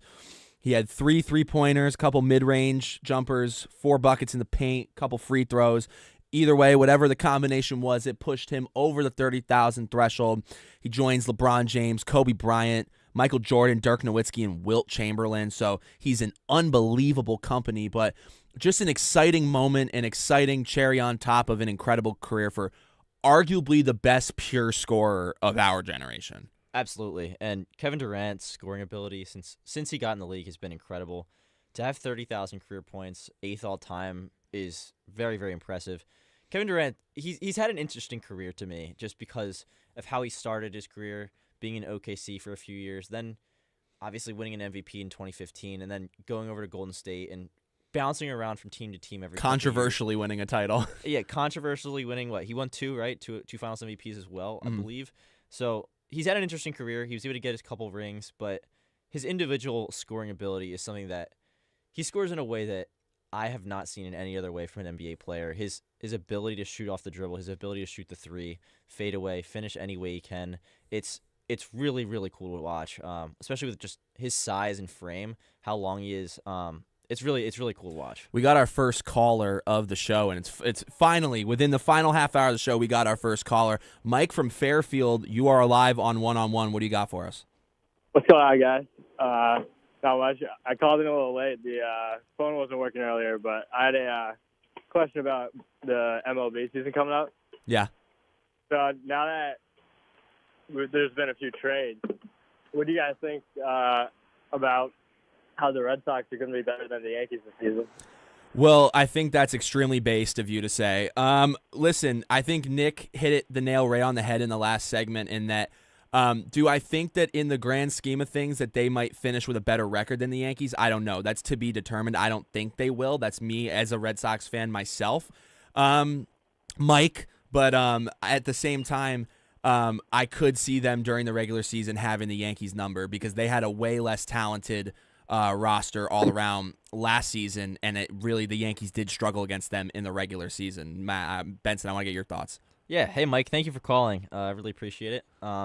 Anybody else who's interested in calling, feel free to call on the show. With the Red Sox, I think they had a really, really good offseason, adding Crochet, adding Bregman, the other moves that they made. The rotation really, the whole problem last year with the Red Sox, especially in the second half, was the rotation, which they pretty much solved this offseason. So I don't know about beating the Yankees this year. I think moving forward, I think the tides could be turned a little bit, but be ready for the Red Sox to make the playoffs this year. Michael, do you have any thoughts on the Red Sox and where their trajectory lies in comparison to the Yankees? He already dropped the call. Mike? All Okay. good. Thanks, Mike, for Fairfield for calling in. We appreciate it. And his name is definitely Mike. That is for sure. But anyway, back to Kevin Durant. As you mentioned, his ability to shoot from practically any part of the floor is absolutely amazing. And one of the things that I think is really impressive is, and I learned this more when I saw him in person too, his figure. He's taller in person, dude. We already knew he's a tall guy. Everybody says dude, he's got to be 7 feet tall. Like it's actually insane, but they don't call him the Slim Reaper for nothing, dude. His legs are very thin. But no, his shooting at his size too, because a lot of times it almost feels like when you think of a basketball player, right? You almost assess their strengths and weaknesses based on their build. Like a lot of times when you see a very big guy go to the free throw line, you're like, oh, this guy's definitely going to doink these free throws. Like he's not going to hit these free throws. Kevin Durant at his size, his shooting form is so fluid. He can shoot a deep 3. He can shoot, a step back 3. He can do just about anything, as you mentioned. Just such a versatile shooter from any point in the floor. And that's the thing is like we're just pointing out his 3-point ability. It's just, as I mentioned, he's just a raw scorer. That's what he's been able to do. He puts the ball in the bucket. His mid-range is fantastic. He's great in the paint as well. It's exciting to see him get his flowers because, again, he's been in this game for so long. Besides his trip to Golden State, obviously, where those teams were practically unbeatable, except the Raptors got the job done, obviously, against a very banged-up Warriors team. Yeah, but Clay that Raptors team was still special. But I say all this to say that, like, Durant besides playing for that practically unbeatable Warriors team, should have had more opportunities to play and play for the finals, I guess I should say. So when you look back over the course of his career, I'm happy that he is earning these accolades as he goes along because he's going to be a first ballot Hall of Famer. And I think he's the third best player of our generation growing up, behind LeBron and Steph Curry. Ooh, you know what? NBA really woke up the crowd. We got another caller, Carl Anthony from Manhattan. Dude, I really hope not to put you on the spot, Carl. I really hope this is a certain Carl Anthony from Manhattan, although I do think it's a long shot that he would call into this show, but who knows? Let's see.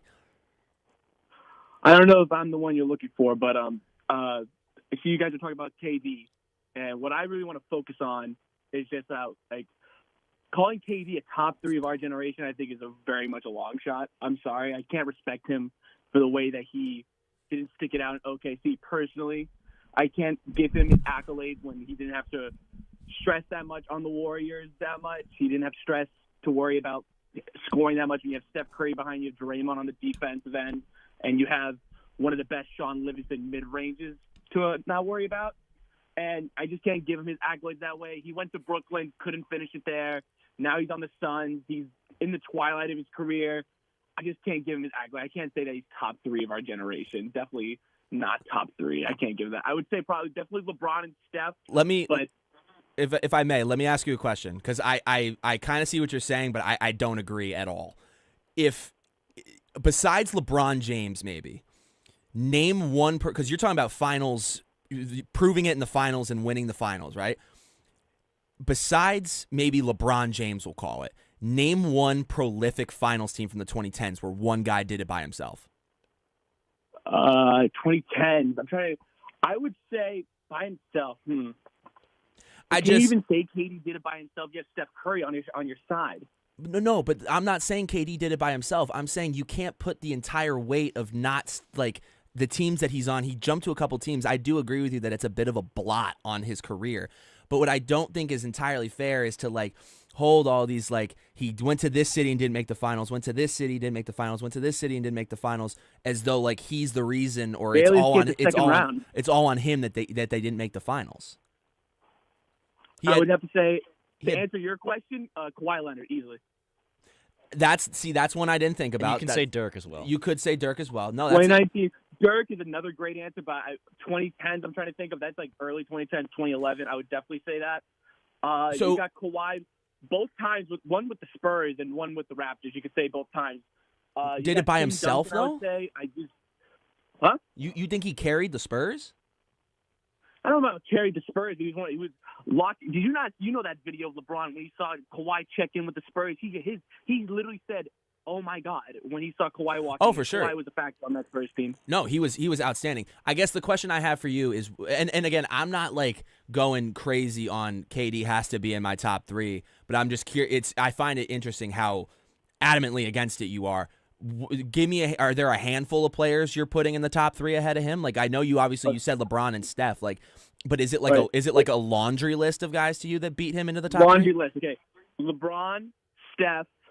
If you're going to count this generation around there, I think near the end that Celtics team, you got Paul Pierce, you got Kevin Garnett. I still think that ahead of Kevin Durant. Ahead of Kevin Durant, you heard me. You got Paul Pierce, you got Ray Allen in his right hand with that shooting way over KD. I'm still saying that guaranteed. Even though he didn't have much playoff success as an individual player, I'm going with Carmelo Anthony over KD. I'm sorry. I really do truly believe this. Raw scoring ability, you're taking all of these guys over Kevin Durant. Raw scoring ability and, might I say it, no joke, aura. KD is not a finisher. He does not have that killer mentality in my sense. He does not have that winner's mentality in the sense that LeBron has, that Steph has. I don't see KD on the court in a way that puts fear in my heart. I don't know what to say to that. I think if you look at KD's career, even before he goes to the Golden State Warriors, he was up there with it was always him and LeBron James was the conversation. And I mean Ray Allen even being mentioned in today's episode is crazy to me. Same thing with Paul Pierce and Kevin Garnett, both great players, but not in the same conversation as Kevin Durant. I don't think there's I don't think there's a single player that you can put other than those top three of Curry, Durant, and LeBron in any I think it's in that order of LeBron, Curry, and Durant for top three, but I don't think there's a near close fourth. He's never had a season where he's averaged less than 20 points a game. He's never had a season where he has averaged in the teens in points per game. He's also averaging 27.3 points a game this year at the age of 35? He's 36 years old. He's averaging Listen, it's an interesting take. Like, I'm glad you're getting our brains working on this one. But Carl Anthony, I think you're being a little harsh on KD, man. Maybe we can argue, you know what, top 3 is high praise, but to not even put him in this generation top 5 is to me that's something I struggle to work with. But I appreciate the passion behind your take, though. I guess I'm it's an interesting perspective for sure. But again, like, look at this. I mean, he averaged 20.3 a game as a rookie, never dropped below 20 in a season a game ever. And that's on 3 different teams. He's definitely efficient. I give him that. He's efficient. But we're talking about this legendary status that we're trying to give him with LeBron and Steph. And I just cannot give him that respect in the sense compared to those players and all across the generation. I can even say this, like, with my heart and soul, that I think even on the OKC teams, Westbrook, in a sense, looking back, is still better because even though he stayed those MVP seasons, the way that he just put fear in people's hearts, the way that KD, I don't care if they call him the silent reaper, or like the silent killer, it doesn't matter. He does not put fear in my heart in the way that other players do. I think what you're getting at is a best versus greatest thing, which I guess I understand. Because it sounds like a lot of what you're saying with Kevin Durant, I've yet to hear an indictment on his statistical efficiency in the sport of basketball. A lot of what you're saying sounds like his presence in locker rooms, on the floor, and like as a culture icon in the sport. If am I interpreting what you're saying correctly? Because it sounds like to me, I would probably say you are interpreting correctly because I'm very much, when it comes to sports in general, the culture is something that you just have to accept. And he's just not a culture guy, in my opinion. You can respect him for being quiet. You can respect him for just being efficient and doing his job. But I can't respect him when it comes to this idea of a top 3. That's something that I think it has to encapsulate everything. It has to encapsulate the efficiency while also being part of the culture. And KD is just one of those players that he just does not, again, strike fear into, like, players' hearts like that. I don't think players – when they're guarding him, they're like, oh, respectfully, he's gonna score on us. But I don't think they see him as like that game changer. He had a chance to be with the Nets. He had his chance. Foot was on the line. He made that shot, and then in overtime blew it.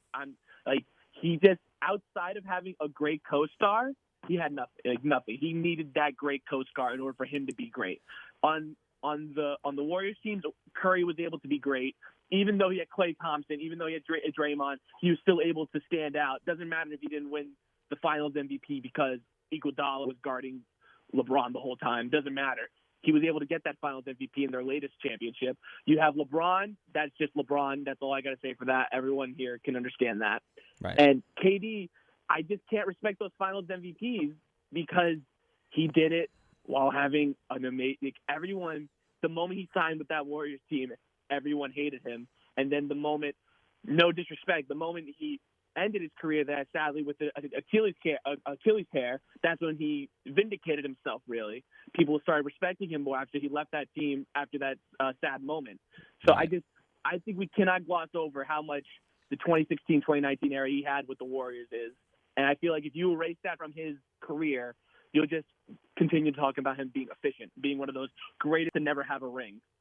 Well, that was certainly a take. I appreciate your call, Carl Anthony from Manhattan. Big purr. Appreciate it. That was a hell of a take. But Bill, let me know. Apparently we got another call coming in. Is that what I'm hearing? The NBA segment has really woken up the people. So we'll see as Will Tallant continues to process the call. I mean, that's a heated call, man. That to me, listen, he had a couple of valid points. No, I think he absolutely did. Him going to Golden State tarnished his overall legacy, I think, as an NBA sure. player. Listen, but those are critiques I've had of him too. Oh, same with me, but I don't think it takes away from his skill and greatness as a player. I think the conversation of best versus greatness, is something that needs to be clarified. Right. But in terms of best 3 players, if I was to refine what I was saying, I think it's Kevin Durant and the other two that I said. The NBA segment has just woken up the whole Oh, city. absolutely. Jack from New York City, you are a great name, by the way. Fantastic name. I think only the best people in life are named Jack. That's why I'm legally named John. You're on one-on-one. What do you got for us? Thank you. I could not agree more. This is my first time in the air, so I'm very excited about this. You guys run the show. I got like 2 minutes, but I wanted to come in and talk about how bad I think J.P. Sears is as a pitcher. How the Oakland Athletics are a poverty franchise. All right, so we're taking it back to baseball. Speak your piece, man. Go for it. All right, man. J.P. Sears, he has no idea what he's doing out there. No idea. It's his third year in the league. He's got -9 run value on his fastball. He's got 0 ride on it. He's got a dog water arm slot. Horrible separation on all of his pitches. No velo drop. No pitch movement. He's throwing the ball in on an average of 91 miles an hour, it says here on his StatCast page, and it's coming out at an average of 91 miles an hour. He doesn't know what he's doing. He's throwing meat. Rocks all over the field. He's throwing meatballs. He's throwing absolute meatballs. And now he's going to go to Sacramento and get even more killed. And I really don't like this guy. So I appreciate the opportunity to talk on air and slander his name. Well, listen, I appreciate your passion. Are you an A's fan? No, I'm a Yankee fan. Okay, so well, listen, man. I mean, I'm impressed by your passion towards. I should say your anger and passion, and maybe even mild hatred towards a random pitcher on the Oakland Athletics. But J.P. Sears apparently has no home in Manhattan, is what I'm hearing. No home in Manhattan. Oh my I goodness. hope he never comes here. Sounds like he will be getting booed when the A's come to the Bronx. I was about to say, are you gonna look at projected starters and get tickets for A's Yankees? Are you gonna have the tomatoes ready? Absolutely, I'll be right there. J.P. Sears. I can't even tell him to go back to Oakland anymore. They have no home. They have no home. He has no home, not in Manhattan. The A's have no home. That's true. No, they are. They're playing in a minor league ballpark. Jack, thank you for your call. We appreciate the laugh. From Kevin Durant to J.P. Sears, what a pivot. But poor guy, man. 11-13 record, 4.38 ERA. In the 2020 average fastball 91 miles an hour. How do you even survive in the league with that? I don't know. I mean, you got to have good junk pitches in order to get by on that. But no, it did it again. I don't know why. It's a bad day for Jack It's Warner's really mic today. Yeah, I know. But you know what?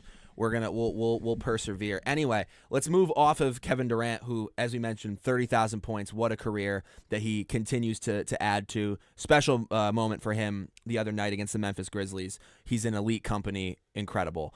As we move into the final few minutes of this show, I just want to quickly gloss over the All-Star festivities, because now what we're looking at is a new format to the All-Star game. It's a mini tournament. It consists of 2 semifinals. We got Kenny's Young Stars, Chuck's Global Stars, Shaq's OGs, and Candace's Rising Stars. So I think Candace Parker's team is supposed to kind of be in lieu of the Rising Stars game, obviously the young talent in the NBA. I think it's a very fun concept. So she'll get the winner of the Rising Stars game. And then you look at Shaq's OGs. You got LeBron James, Steph Curry, Anthony Davis, Jason Tatum, Kevin Durant, the man of the hour, Damian Lillard, James Harden, and Jaylen Brown. That's a pretty strong team. But then you look at Kenny's Young Stars. Anthony Edwards, Jalen Brunson, Jaren Jackson Jr., Jalen Williams, Darius Garland, Evan Mobley, Cade Cunningham, my boy, and Tyler Hero. And then for Chuck's Global Stars abroad and beyond, Nikola Jokic, Shai Gilgeous-Alexander, Victor Wembanyama, Pascal Siakam. We got Karl Anthony Towns, Donovan Mitchell, and Trae Young. So really not a bad roster in this entire little round-robin tournament that they got going on. I'm really curious to see, though, how this new format sort of pans out, because the one thing that's been a little tough to watch with the NBA recently, in the last few years, I should say, is, I guess we could call it the downfall of All-Star and Skills Weekend. It's obviously, it's not quite the Zach LaVine, Aaron Gordon matchup that we used to see back in the day with the dunk contest, or even in the All-Star game when you had like that iconic photo in Toronto of LeBron guarding Kobe, or even Kobe and Jordan, Vince Carter dunk contest. Like, it is kind of sad that it felt like those days are behind us. I'm curious to see like how this new format will work, because this is Nick and I were talking about how Four Nations is an unbelievable reboot for the NHL and how really their all-star festivities were lacking. This is a very creative and a very fun way to, I think, sort of revitalize the all-star weekend of the NBA. Yeah, I think let's try this again. Let's try to put this back together again. I don't know why today has not been a great day for the mics between Will's and yours. I know, wanting to fall once again. But yeah, I mean the all-star game, like you said, has just been on a downward swing over the past few years, and I think it almost epitomizes what it has been wrong with the NBA over the past 5 years by the media and by fans.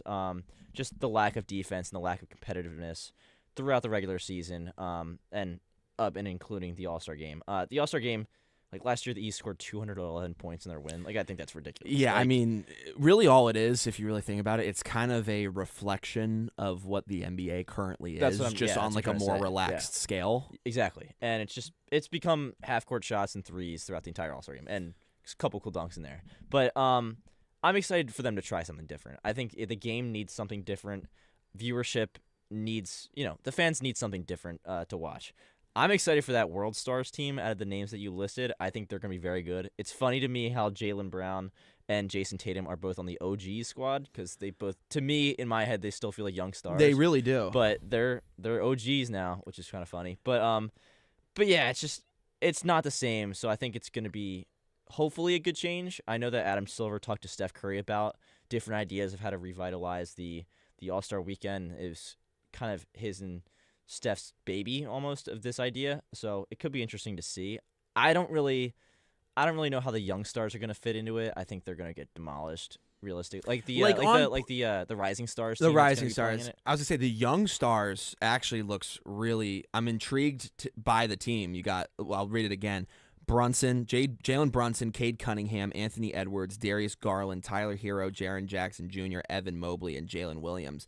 I do think it probably is the weakest link of the three non-Rising Stars teams. But I still think it could be fun because the first semifinal is Kenny's Young Stars, which is that team I just read, versus Chuck's Global Stars, which could be really interesting. Which could be really fun. And then Shaq's OGs, I guess you would call it. They get the equivalent of the first round bye, or the 1 versus 4 seed. Yeah. They play the Rising Stars. The OGs versus the Rising Stars. The other thing that I think is so brilliant on the part of the NBA, and really more so on the part of TNT, is getting Kenny, Chuck, and Shaq involved. They have become the voice for a generation of basketball fans. I mean, I was kind of thrilled to see how furious the internet was. And granted, there are still some people that don't really love their style of analysis and whatever, but I, for one, love their show. I love Inside the NBA. And then on top of that, I really do think the way that they've sort of become a voice for basketball for our generation is perfect to put their names on this all-star game as captains of these teams, because again, we just talked about it, where it feels like the all-star festivities for the NBA are in a bit of a desperate state. And I think in order to bring as many eyes as you possibly can, I think you need to have the right names associated with it, the right names plugging it. And I think having Kenny, Chuck, and Shaq, who, I mean, you see, if you're on basketball Twitter, if you have a pulse on Twitter and basketball Twitter, you're going to see funny quotes from them, memes about things they would say in certain scenarios. They've become such a synonymous voice with fun in the sport of basketball that I think it's a perfect, great idea. And then Candace Parker as the captain of one of the teams, I also think is fantastic, because I don't think she gets enough respect in her own right. One of basketball's all-time greats.